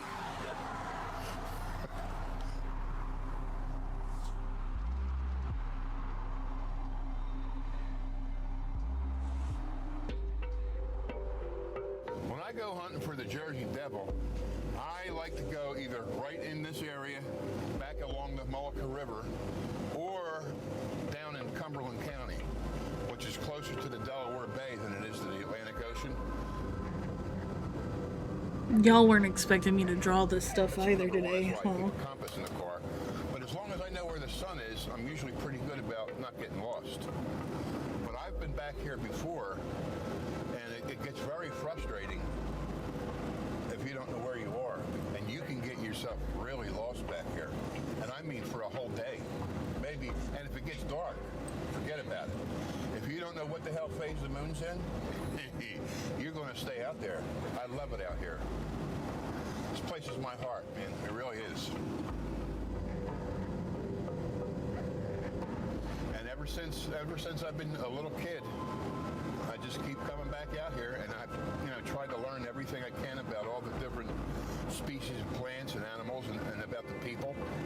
It's just a really. It's just a little baby Jersey Devil. Barrens is sandy. He's just a baby. To leave the area in search of more fertile land. He's just a little baby. Which occupies nearly a quarter of the state of New Jersey, has been considered an inhospitable land. Guys, he's just a little baby. Historian Kenneth Suey. This would have been a paradise for people that were establishing housing, first coming down. I have fuel, I have fire, I have water, I have fish in the water, I have food. I have cranberries that can grow here. They had the necessities of life. I don't consider. He's just an itty bitty little baby. He couldn't do nothing. Do you see anything barren about where we're at? I mean, water lilies, holly, magnolias. Nah, he wouldn't do nothing like that. He's just a little baby.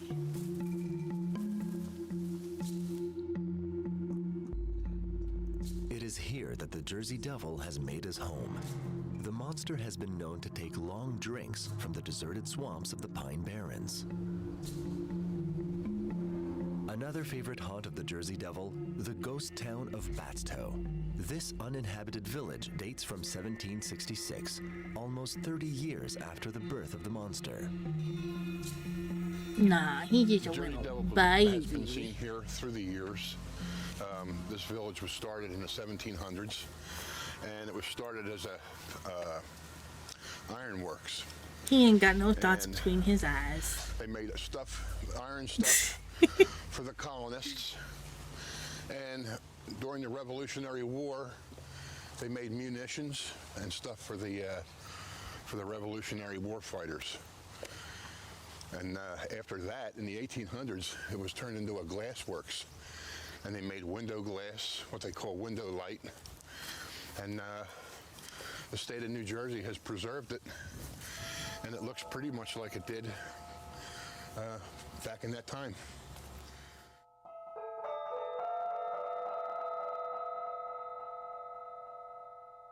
Over the years, the Jersey Devil's been seen here several times, or reported seen here several times by, residents, workers, and this is the area where the sightings are very prevalent.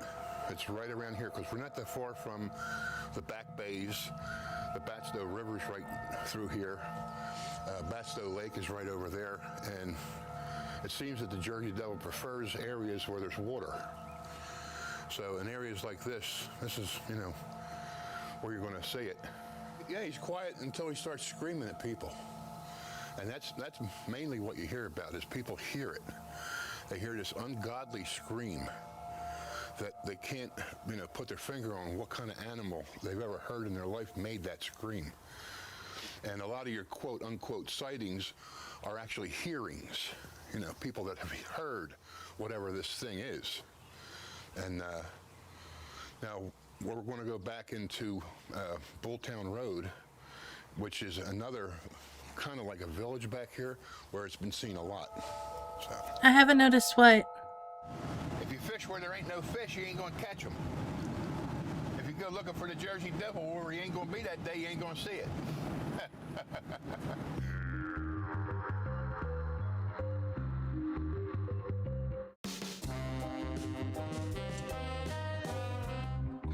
How did the Pine Barrens become synonymous with fear and danger in the minds of the residents of New Jersey? Over the centuries, some people have had a personal interest in cultivating the mystery of the forest. The Pine Barrens, because it's so... Okay, pause. Hey, Zapper. How can I notice something if it doesn't load?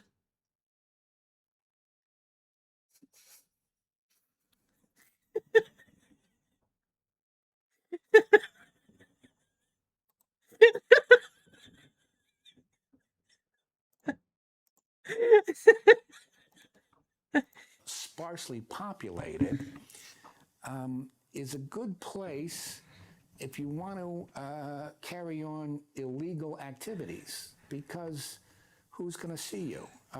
So, for example, in the early days of the Republic, Alexander Hamilton had the idea to collect duties at the ports. So ships coming from Europe might go to New York or Philadelphia, and when they pull in, the tax collector was there to collect the customs duty. But let's say you don't want to pay the taxes. Well, maybe you could take your ship to Barnegat Bay or to Tuckerton and come ashore with the goods loaded onto Conestoga wagons, which could take the goods to New York and Philadelphia. You would increase your profits because you didn't have to pay the taxes. Now, naturally, you don't want revenue officers coming around. And so you tell people the story of the Jersey Devil. You know, when outsiders come around into the woods, they often don't come out. And it was a mode of intimidation. Small sandy roads crisscross the Pine Barrens. In New Jersey, they Hey, are called Zapper. sugar sand Zapper. roads. And of course, Zapper.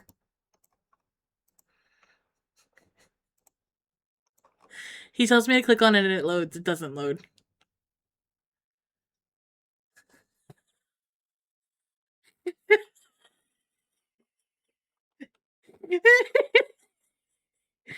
I've clicked on it, I'm zooming into it, and it doesn't load, sir. You can clearly see I'm in our DMs. I clicked on it, it don't load. And now my Discord's borked, so congratulations. of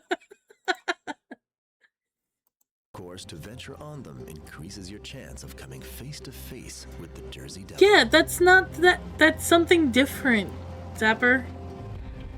I see it. That this is different. I love face. It's not the same.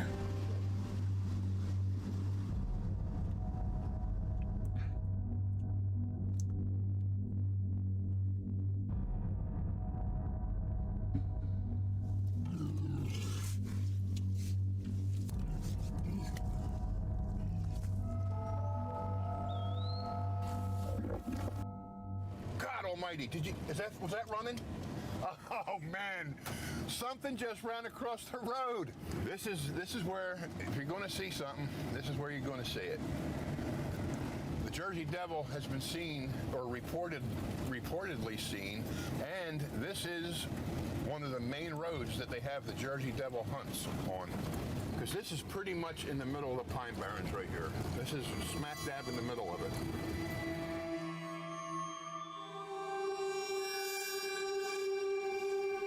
He's just a little baby.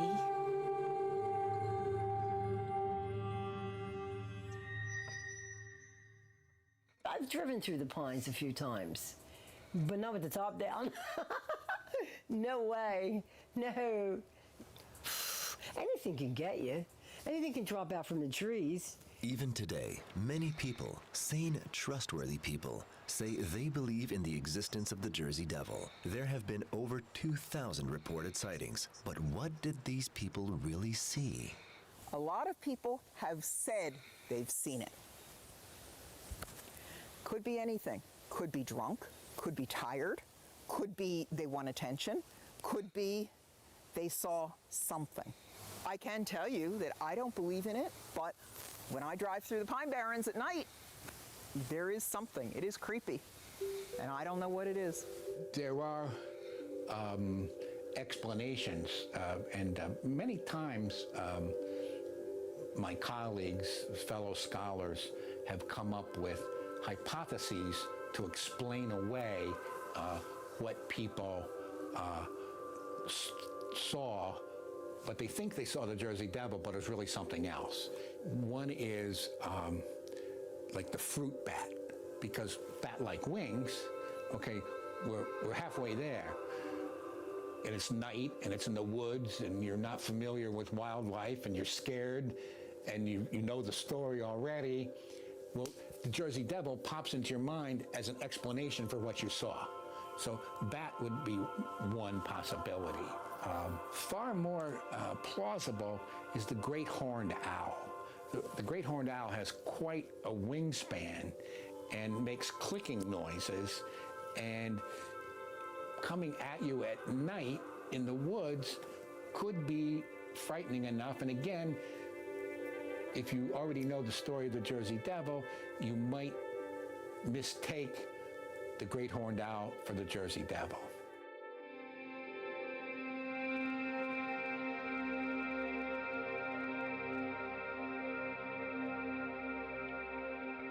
I have fished, trapped, and hunted for most of my life.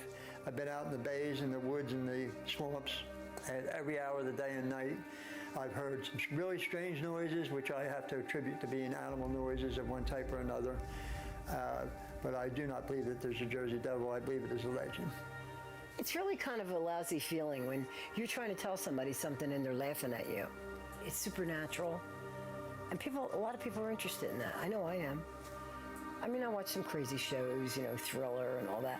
I watch some crazy shows, but this wasn't a show. This was true.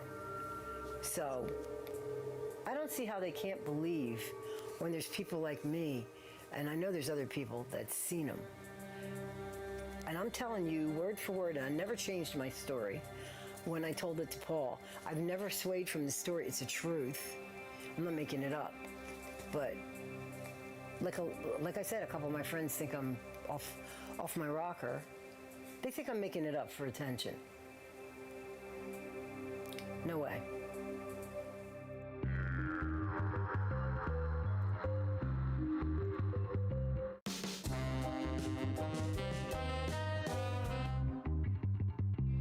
The last stop on the trail of the Jersey Devil, the Washington Tavern, the only remnant of a village long gone.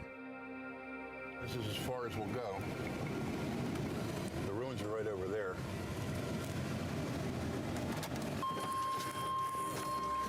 This is the site of the Washington Tavern.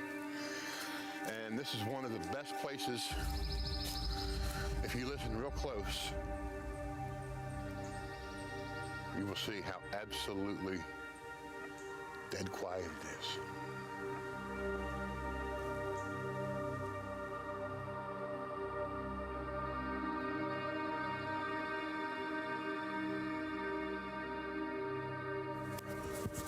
You can see how old this growth in here is.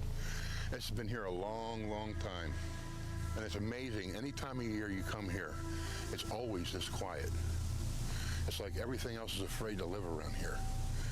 And that's part of the legend that at the birthplace of the Jersey Devil, no animal, birds, anything.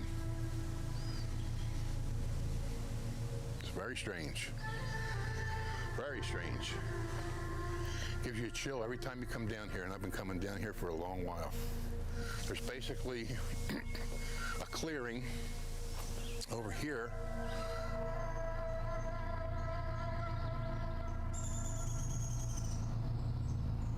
The Jersey Devil has been sighted a lot here.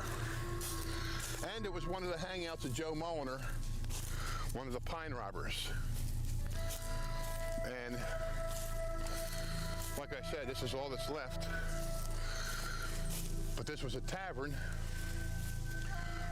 built out here in the middle of nowheres now. But back in the day, this was quite the place to be. And now it's just a ghost town.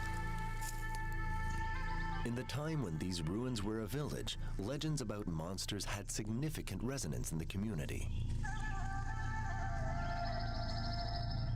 Ever since the 20th century, Night, night, night, there have been goo. forces working against these traditional stories. I mean, in my romantic imagination, I can see, say, in the 19th century, the village storyteller sitting around the potbelly stove in the general store, regaling people with stories, and people with fiddles and banjos having a Saturday night dance. In the old days, people made their own entertainment. They made their own music, they told their own stories. Our culture doesn't really support leisurely storytelling anymore. And that's kind of like the foundation, and the floor would have went across. And that was the basement of it.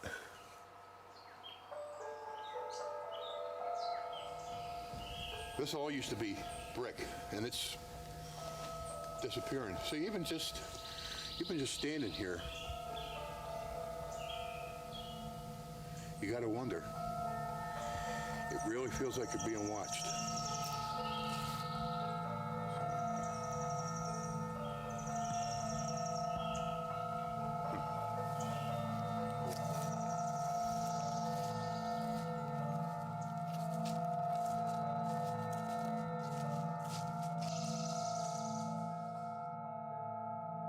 The story of the Jersey Devil has been passed down for 3 centuries, and along the way it has undergone some changes. The commercialization of the Jersey Devil was inevitable, but it had some positive and some negative consequences according to folklorist Angus Gillespie. The traditional stories of the Jersey Devil, and I think this is something that's very hard for contemporary audiences to understand, in the original versions, among the old families of South Jersey, this is an awesome, fearsome, nasty, dangerous creature who's said to have slit the throats of babies in their cribs. This is a creature that's monstrous and evil. Since we have, for the last several years, this hockey team called the New Jersey Devils, there's a lot of name recognition. I mean, people almost worldwide, certainly in North America, recognize the name, but they don't really know the story. And the other problem is, over time, and particularly in places like Smithville, which is very close to Leeds Point, you have like souvenir shops selling t-shirts, shot glasses, pennants, postcards, and the usual representation is of the Jersey Devil as a kind of a cartoon character who's kind of cute. From my point of view, I mean, that's all wrong. I mean, this is not clever or cute or cartoon-like. This is awesome and scary and frightful.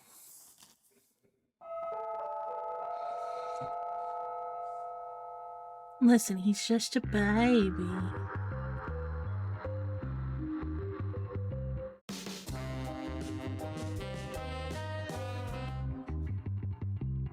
once feared, today the Jersey Devil is celebrated. Even New Jersey native Bruce Springsteen has sung about the devil.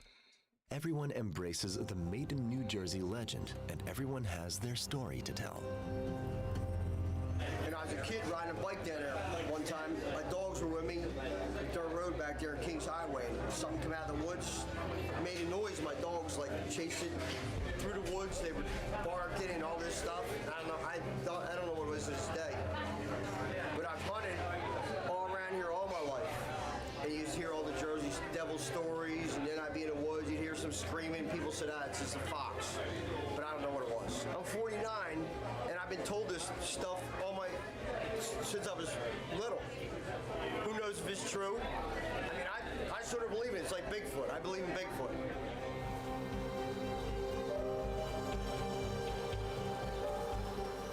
As a kid, I saw it as real. As a kid, I certainly saw it as real, especially you go to the local library and they have all the old Jersey Devil documentaries like, we saw something rustling in the woods, It's yeah, I loved it. I loved it. Just having that bit of imagination to what might be lurking in the woods. And there's plenty of woods for it to lurk in, too. I talk about it all the time. I talk about it anybody that'll listen, pretty much. I have plenty of relatives that have claimed that they've mostly heard the Jersey Devil, something rustling in the bushes. I think it's usually probably just a deer screaming, but I like to believe them when they say they heard it. But even those who believe in the monster don't necessarily think it's dangerous or means to harm anyone. I just think he's scared, and I think he's lost and doesn't know where he belongs. And maybe he just wants to reach out, but everybody's so scared of him because he looks like what people would call a freak, not to be mean, but he doesn't look normal, and people get scared of that. And he's become the devil. If he was the devil, he would have killed people. Yeah. He would have attacked people. So I think devil's the wrong word for him. I think he's just one of our many wonderful people to add to Jersey. I asked Paul how in the world this thing is still alive if it was born in the 1700s. Because let's face it, come on, that's a long time ago. And he says it reinvents itself. The first thing I said, well, who does he mate with? I mean, there's no other monsters. Who does he mate with? But the thing is, it's there. It's really there. But he doesn't hurt anybody. That's the main thing. I think that's pretty cool. He's sort of like in limbo. He's roaming around and has no place to go. As a professional folklorist, it's my job to be a professional agnostic. I don't want to be too skeptical, and I don't want to be too gullible. Besides, when I'm interviewing people, I have to show respect. And if somebody believes in the Jersey Devil, I'm not going to disabuse them of that. I want to draw them out. I think it's easy enough to find skeptics. It's harder to find true believers. And it's harder yet to find a true believer who will go public with her story.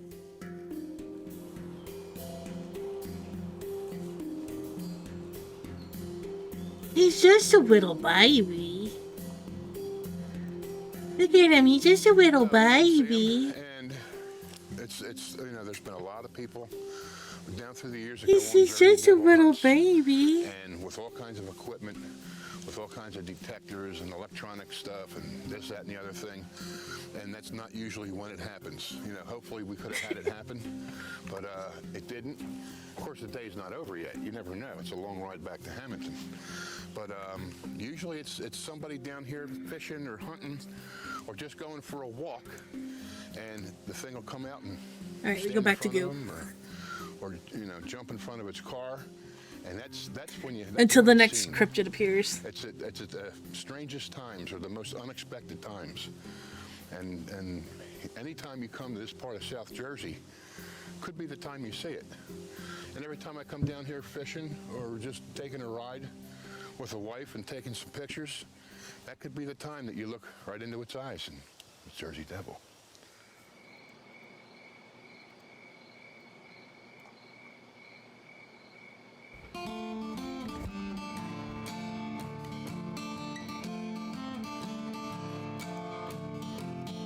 In the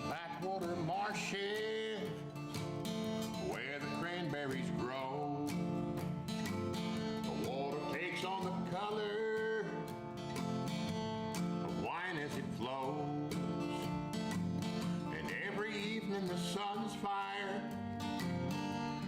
drowns in the bay, and all the creatures that live here, they have their own special way. And I swear it's true, these pine barren blues, the folks that live in the barren, they have a story they tell. They say the old Leeds woman, she bore a child from hell. The night he's born, he took wings on and flew out into the night. They say you still hear him screaming when the conditions are right. And I swear it's true, these pine barren blues. Every time I go down there, I might not say anything to anybody else, but in my head, I'm thinking. You're looking in the trees. I'm looking in the trees. I'm, you know, even when I'm driving, I'm looking just to make sure, because you just never know. You don't know. I think it has to do with the weirdness that is New Jersey. If you're at all interested in the weird, New Jersey is probably the home of the weird. The next time you go into the woods late at night, take care. And when you hear the sudden crack of a twig behind you, beware. Beware of the Jersey Devil. California. The name alone conjures up images of sunshine, surfers, beaches, and of course, Hollywood. But further north, the scenery changes drastically. The beaches and sunshine of the south are replaced by lush Oh, are we doing forests, Bigfoot now? majestic mountains, and wild rivers.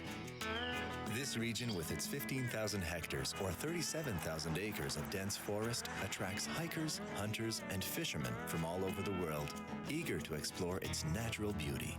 One particularly scenic road connecting the towns of Willow Creek and Happy Camp takes travelers through a redwood forest with trees among the tallest on the planet.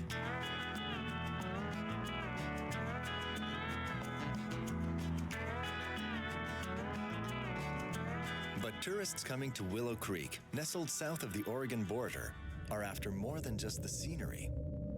For centuries, a shadow has stalked the woods here, inciting panic and spreading rumors. I want to say it is Bigfoot. You don't see them unless they want you to see them. They're very elusive. Some people call them tree peekers. Oh no, we're not talking about. 8 feet tall and covered in brown or Oh, it is. reddish It or is blackish Bigfoot. fur. It was dark brown to black hair. It had Okay, time for me to cutify Bigfoot. brow ridge, a pointy cone head. They're very careful. They know the woods a lot better than we do, and they don't want to be seen. The creature has footprints that look like this. It's usually big and bulky. They still did not know what the creature was that had the tracks. That's Indian Creek, and that's where these people were when they saw it scooping up water in his hand. There was something in my yard that was big and heavy and made the ground shake. I don't think it was a bear, and it sure didn't sound like a deer. And all of a sudden, this big shadow with arms and legs and a head walks behind us, going that way. He said, "My biologist found an elk with its head twisted off." Ran up to my wife and kids and said, let's go, move. And they're like, what's your problem? I go, now, move. Nestled in the heart of the Six Rivers National Forest, Willow Creek is known as the world capital of Bigfoot.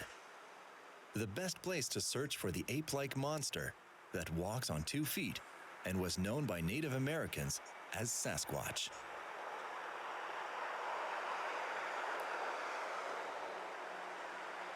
Willow Creek is probably the most concrete base for Bigfoot. If you're looking for Bigfoot, and if you want to find people who have information regarding Bigfoot, Willow Creek is the center of that story, that lore, the history of it. We have many people in our community who have seen, heard, felt, smelled, found his dens. You can find a lot of good stories about Bigfoot here in our town, and we have a there's a variety of local legends, and there's a lot of local tradition that goes back quite a long time in the Hoopa Valley, and then north in the Yurok area, and then northeast in the Karuk area. I think the rumors, the stories in the local area go back 6,000-7,000 years, with all the local tribes having stories about it. There are lots of Native American stories of lots of different creatures in the woods. And a Bigfoot type creature is among those. There was a notorious history of a larger, hairier creature that lived in that area. You know, these cultures didn't have an image of an ape back in the early days. The more traditional members of the culture will probably tell you that it's a spirit of some kind, not an animal at all. In their languages, they all had names that reflected physical beings. For instance, the White River Apache have a name for this thing that literally means big hairy man. The Blackfeet in Montana have a name that means big feet. And they all have different understanding of what these are. The Dene, Navajo, in the Four Corners area, believe that the more often this being is seen, the closer we are to the end times.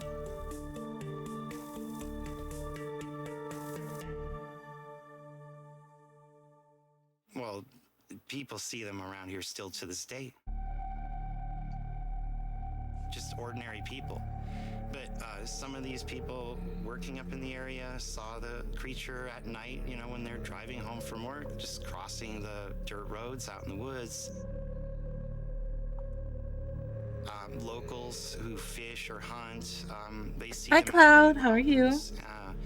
Some local people describe seeing them just in their backyards. We don't have fences here. We have, your backyard is mountains that go on for miles and miles and miles. In 1958, they were building this road up there into Bluff Creek. It was virgin timber for the most part up in there, and they wanted to do some logging. There was a construction project in the area, then they found really strange footprints, and this finally got out to the coast as a story about Bigfoot. These original tracks, they had a very human-like appearance, and this is where the word, the name Bigfoot really was born. They were found many different times. Rockin' and rollin'. Around the tractors, they'd leave the tractors up there at night and go home down here for the most part. And when they'd come back in the morning, they'd find this. These workers witnessed other disturbing things. Pieces of heavy machinery, some of which weighed hundreds of pounds, were found well into the forest. A trail of mysterious footprints leading up to them.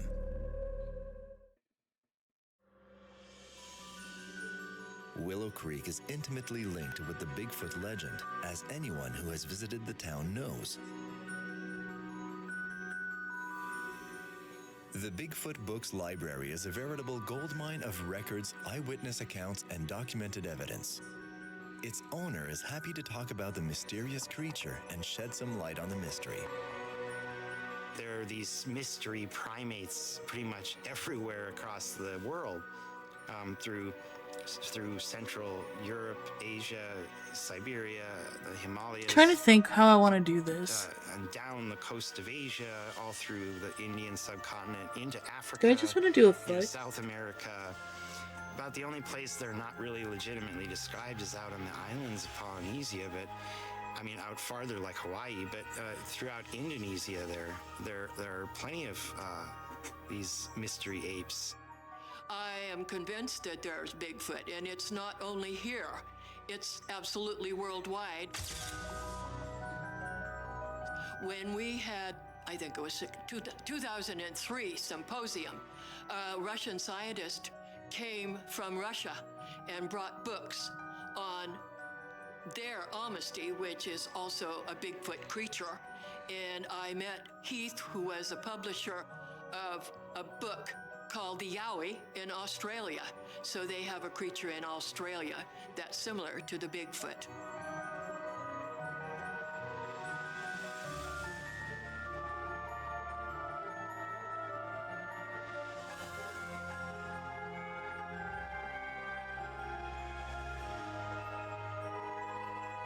Well, you know, I don't think there is one missing link, right?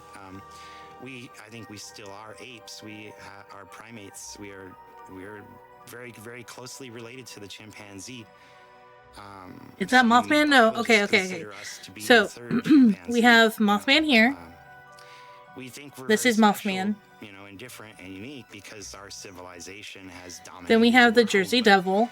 We are animals, and we did evolve naturally. And then I'm trying to see how exactly I would draw Bigfoot's Bigfoot. existence is surprising, and not just by the nature of the facts themselves, but by the amazing credibility of their authors. In July of 2000, And of course, Sapper's being a Matthew dick. Johnson was hiking with his family in a national park when he was suddenly overcome by the feeling that he was being followed. I was looking down the slope to try to see if I could see what it might be that was, you know, paralleling us. Keep in mind, the slope of the mountain is like this. I'm up here. My family's about 50, 60 feet over here down on the trail. So I'm And we're watching a documentary series about cryptids in America. I turn and I look, and down slope is when I saw Bigfoot. So I'm trying to figure out if I want to do it like this and have Bigfoot's feet like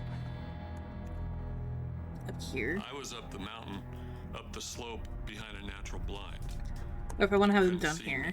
When I saw that, everything I knew about the outdoors. But in the same time, while I'm taking breaks, I'm working on everything I knew, hiking, camping, this, fishing, a little bit of hunting, which is becoming a bane of my existence at the moment. I literally felt So basically, to explain what this is, reboot, and then some real protective instincts kick in. Yeah. That was my family down there. Yeah. I ran down Yeah. through Let's the brush and turn trees, this off. There we go. avoided eye contact Alright, so because it's the only thing I knew what to do was in Alaska with the grizzly bear, you don't do the eye contact thing because they'll see it as a challenge. So I avoided the eye working on an contact, hit the animation. trail, ran up to my wife and kids and said, let's go, move. And they're like, you know, what's your problem? I go, now, move. And they're like, okay. So I moved them up the trail a couple 100 yards, around a switchback, another 100 yards. I'm not seeing anything, I'm not hearing anything, I'm not smelling anything. I sit the kids down. And we're only on just frame 3. And I give them some water. I pull my wife aside and I said, you're not going to believe what I saw. And she said, what? And I said, I saw Bigfoot. And she said, I believe you. Immediately after this encounter, Dr. Johnson told his story to a park ranger who had no trouble believing it. But Matthew Johnson's troubling testimony is not the only one to be marked with a seal of credibility. Bob Schmalzbach is a retired Silicon Valley engineer and the former president of the town of Happy Camp's Chamber of Commerce. He's also a Bigfoot I think that's what we'll do. I think we'll just like do it like that, and then probably in collaboration with the University of Oxford. do He like operates a website compiling Bigfoot research. All over this place, we have sightings on a pretty, not a routine basis. I have seen them using thermal imagers. I've seen them using night vision. I've been with people that saw them that because I'm usually the one taking pictures and whatnot, I wasn't fortunate enough to see them. I've had them photographed, watching me photographing footprints, things like that. But because we always went out in a team, and I had my duties, and everybody else had theirs. This beach on the other side of Highway 96 is called China Point or China Flat. And it turns out that now that I've been here and got to talk to people here, there have probably been 15 or 20 sightings at this point. If you stop here for a second and just listen, all you can hear is the river. You don't hear cars, you don't hear trains, you don't hear buses, you just hear the river. So it's a unique place.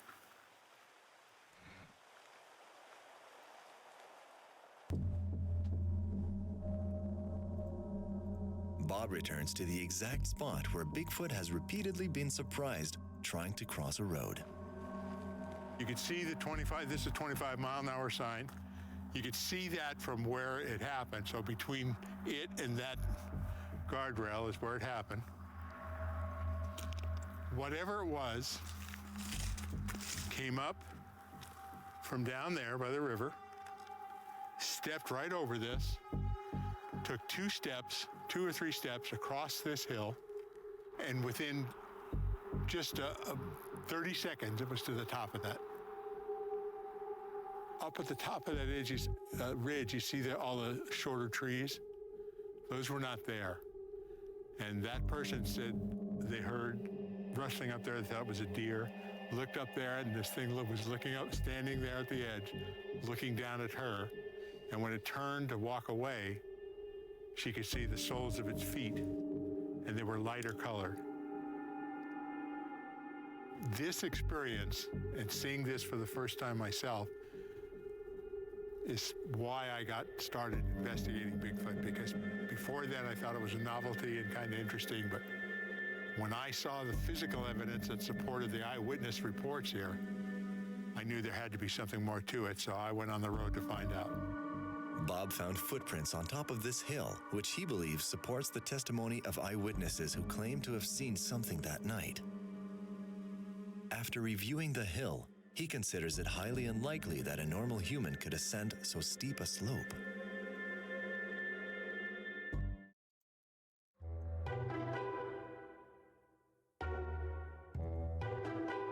The Bigfoot legend casts a wide shadow over Willow Creek.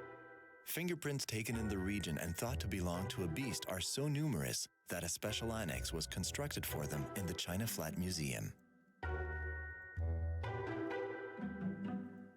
In the Bigfoot room is predominantly casts from people that have taken tracks, like Al Hodgson, who's curator here, longtime friend of John Green, who was one of the early writers about Bigfoot, and other people locally that over the years have seen casts where they've taken a cast and brought in, and there's also some of the first articles written in the newspapers about having seen tracks, what were they, and that sort of thing. And it's just grown from there.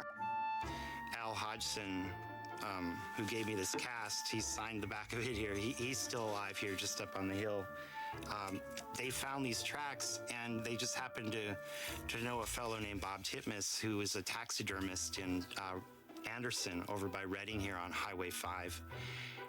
And he had taught Jerry Crew how to make plaster casts. So Jerry Crew is seen in a photo in the Humboldt Times newspaper holding the track like this, and that really made a big impression on just about everybody. So it hit the AP Newswire, and it went out all across the world. What it's important to say is that people just assume that you can make a plywood cutout of a Bigfoot and go around tromping around and make a bunch of footprints that are going to fool somebody. If you have bigger feet on your feet than your actual feet, then that's like snowshoes. Why would people ever have snowshoes? So that they don't sink into the snow. Well, in the same way, if you're going to be a human-sized person with some great big feet, you're not going to sink in even to fairly soft mud. So if you've got feet like that, a number of things aren't going to change. Your weight isn't going to change. Your stride length isn't going to change. In fact, if anything, it's going to get shorter because you're so clumsy carrying these clumping things. But just as important, the way a plywood foot hits the ground is not the way that a real foot hits the ground. Real feet have toe position changes. When real feet hit the ground, if this is a foot, as they move forward and they make a break right there at the toes, there's a little bit of ridge of dirt pushed back. There's all kinds of dynamic things that happen with a real foot, but not with some plywood thing. Richard Stepp is a professor of physics at the Humboldt University and one of the few scientists who dares to publicly admit that a Bigfoot-like creature could exist. He cites Grover Krantz, the famous anthropologist who died in 2002 and was known for his work on Bigfoot. After analyzing a slew of foot imprints, Krantz believed that some of them were genuine. Some footage captured in 1967 during the filming of a movie by Roger Patterson and Robert Gimlin provides another disturbing piece of Bigfoot evidence. Patterson and Gimlin filmed themselves on the sandbar, you know? So they had switched when they got to Bigfoot on film, the camera roll actually ended, and that's when you see the creature walking away in the distance. It just ends. Unfortunately, they couldn't follow it and get more footage of it. They had to go on, he went under a tarp, you know, and switched the camera roll with a new roll of film. You know, a lot of people want to make Bigfoot into like some kind of big, glorious, fascinating, monstrous legend, you know, but if the truth is just a mundane, ordinary thing, that's more valuable to me than some big tall tale. Were you to walk upstream here, you'd have to go about 25, 30 miles to get into the heart of the Bluff Creek watershed and the area where the film was shot, the famous footprint finds and stuff.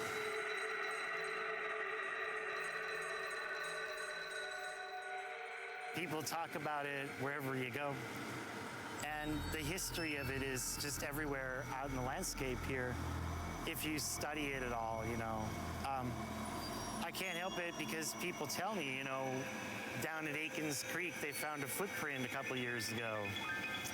And so people come in with their photographs of footprints and shadows in the woods that they think are Bigfoot.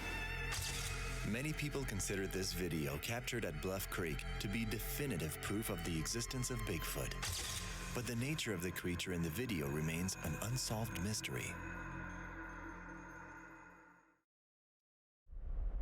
The family of one of the filmmakers, Robert Gimlin, tightly controls the film itself. But despite this restriction, the image in the center of the controversy can be found all over the internet. But the image is of extremely low quality. We tried to reduce the blur to better analyze it and perhaps get a sense of what really happened that day. But with the original version of the film unavailable, questions remained unanswered. Well, this is an image, the most famous one from the Patterson-Gimlin film from 1967 up in Bluff Creek.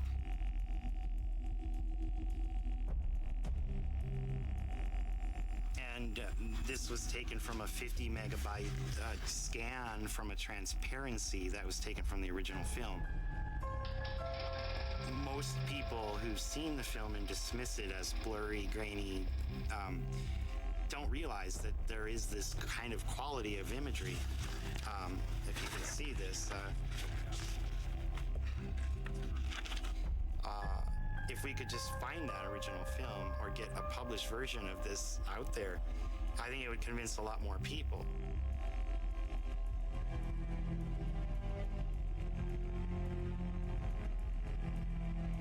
You don't see like zippers and seams and baggy flaps and fake fur. You see something that looks like muscles are moving under the skin.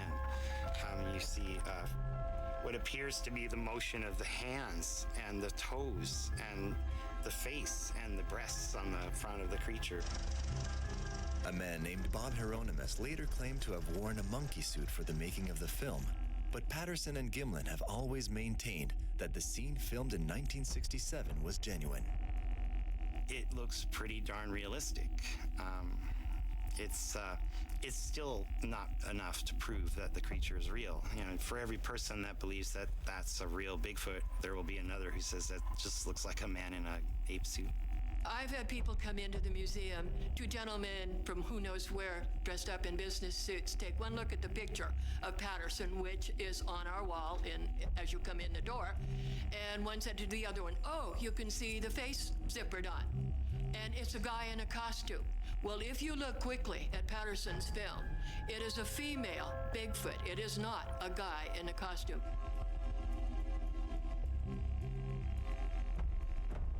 Even Hollywood said at the time that Patterson filmed in '67 that costume could not have been manufactured. Well, you know, I think the proof would be finding a body of one. Hopefully, you know, not hunted down and killed, but something found along the highway, a piece of a body. There's these attempts now with genetics to prove it through DNA. Now, some people say that What do you mean it's evidence lagging? would suffice, but really, there's been no DNA evidence of it. The people have submitted hair fibers and all kinds of different things. There was recently a study of published online by a veterinarian. What do you mean it's lagging a lot? Who said, you know, we have this DNA evidence, and all she actually discovered was that there was genetic material. Oh, I see what you're talking about. Anomalies, but that anomaly. Okay, I'm gonna pause that for a second.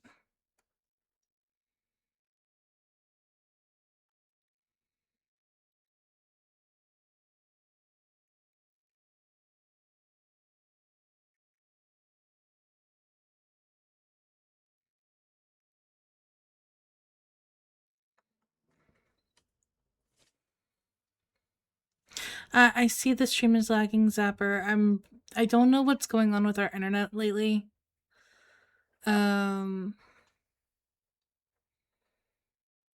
According to this, I have little to no connection at the moment, which is frustrating.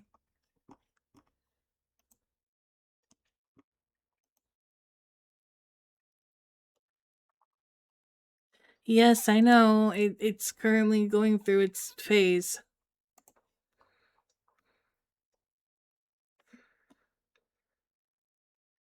I can't really control this. This is something out of my hands.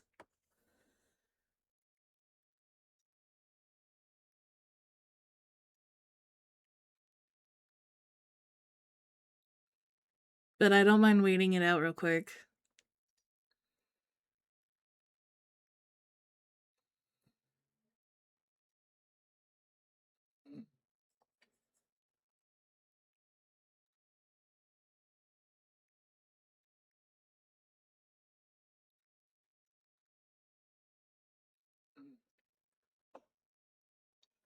I appreciate it.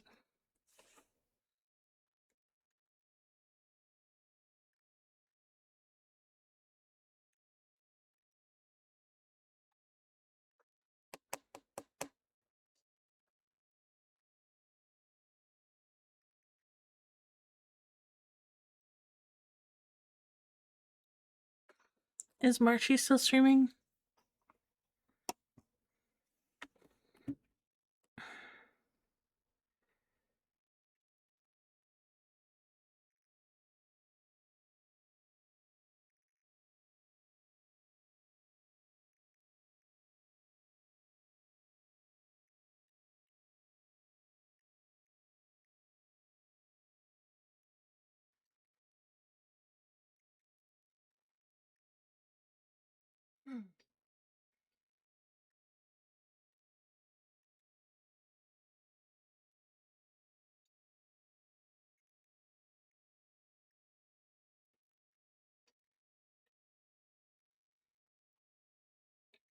No, Marshy's offline.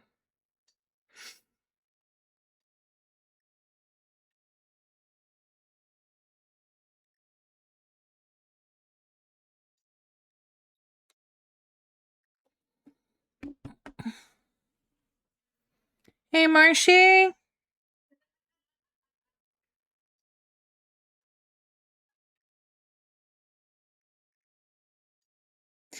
Give me... It's gonna lag. Give me just a couple of seconds, chat. I will be right back.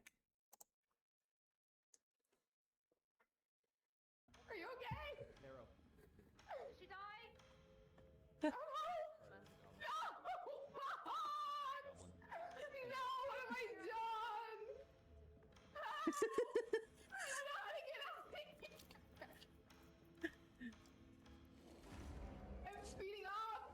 What do I do? Oh. Yeah, we're Looks on. Yeah. Corporate cinema. Oh.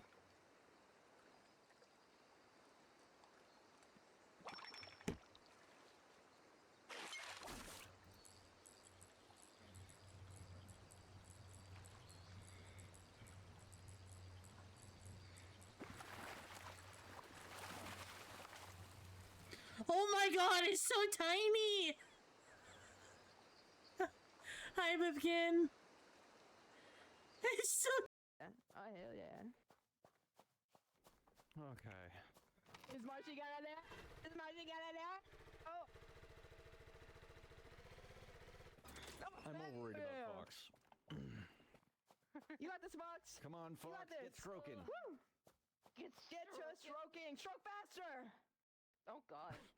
That's how Okay, you someone finish. clip that so I can have it as my ringtone. So good. Oh, hi, Huggy Wuggy. I forgot this is where we left you. Yeah? Huggy?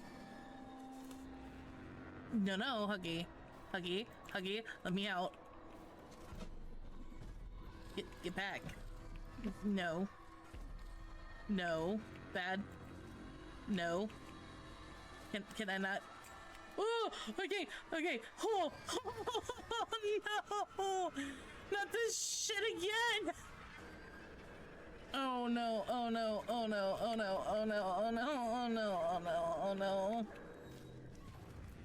Oh god. No. I am not ready for this. Okay, 60s? Holy shit, a 60 stream streak. What the fuck? Rich, you know what I have to do. If I know if it's your birthday and you come into my stream and I'm streaming, you're gonna get one of these things. There's no getting it around it. And if you leave, I'm gonna send it to you and it's not gonna be pretty. So,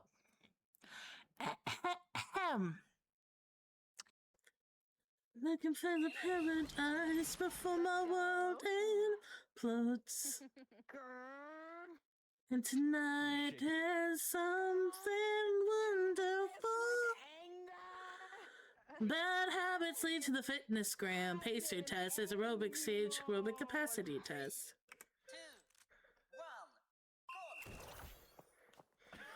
2, 1, you motherfucker! Oh shit! They are now fixed and showing as in stock. If anyone tried to order, I am so sorry, but they are back. If you announce the cards, tag us and we'll make sure to repost it.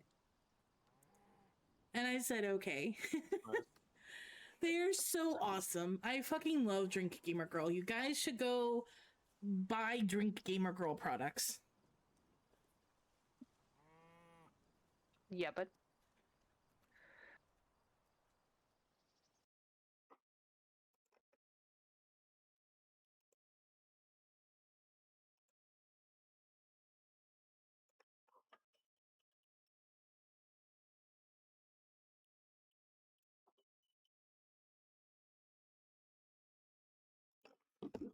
Okay. This is guy.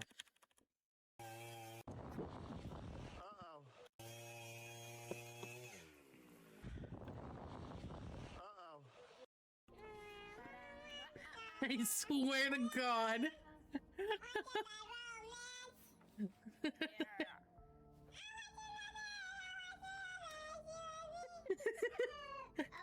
my god. I think we did it, guys. I think we did. Oh. Up dog. Wait, I can stand on your head. Wait, no, come here. Come back. Hold on. Let me stand on your head. Hold on. Stand on your head, and then up dog. Wait. Are you okay? Arrow. She died. Oh, no! No, what have I done? I don't know how to get out of here. I'm speeding up. What do I do? Oh. Yeah, we're Looks on. Yeah. Corpus enema. Oh.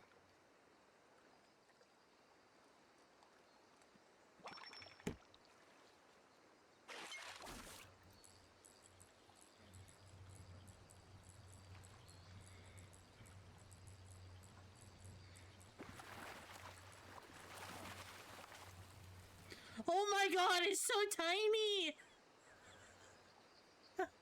Hi, Bibkin. It's so... Oh, hell yeah. Okay. Is Marcy got in there? Is Marcy got in there? Oh. I'm more worried about Fox. You got this, Fox. Come on, You got Fox, this. get stroking. Woo! Get to stroking. Stroke faster. Oh, God. That's how Okay, you someone finish. clip that so I can have it as my ringtone. So good. Oh, hi, Huggy Wuggy. I forgot this is where we left you. Yeah? Huggy? No, Huggy. Huggy, let me out. Get back. No. No. Bad. No. Can I not? Oh, okay. Oh, no! Not this shit again! Oh no.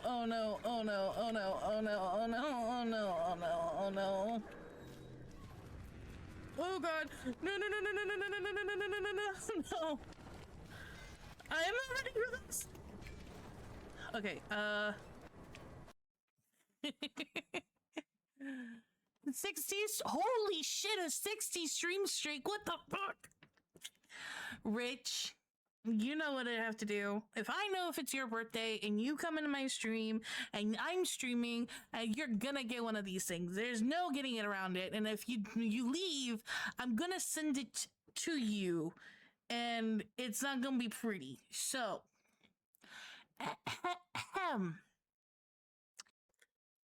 looking for the paradise before my world implodes. And tonight is something wonderful.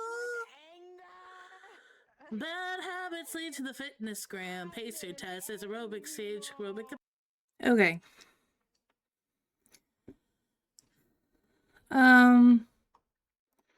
I don't know if anybody's still here. I'm gonna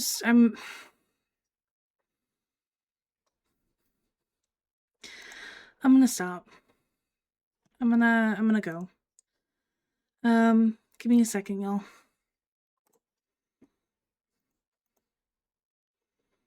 Let me see.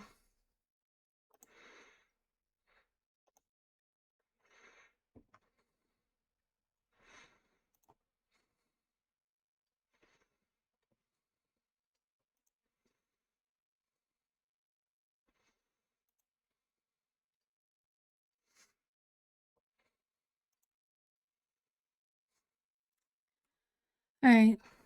Here we go. Yeah, I know, Zapper. I'm just gonna go. Actually, you know what?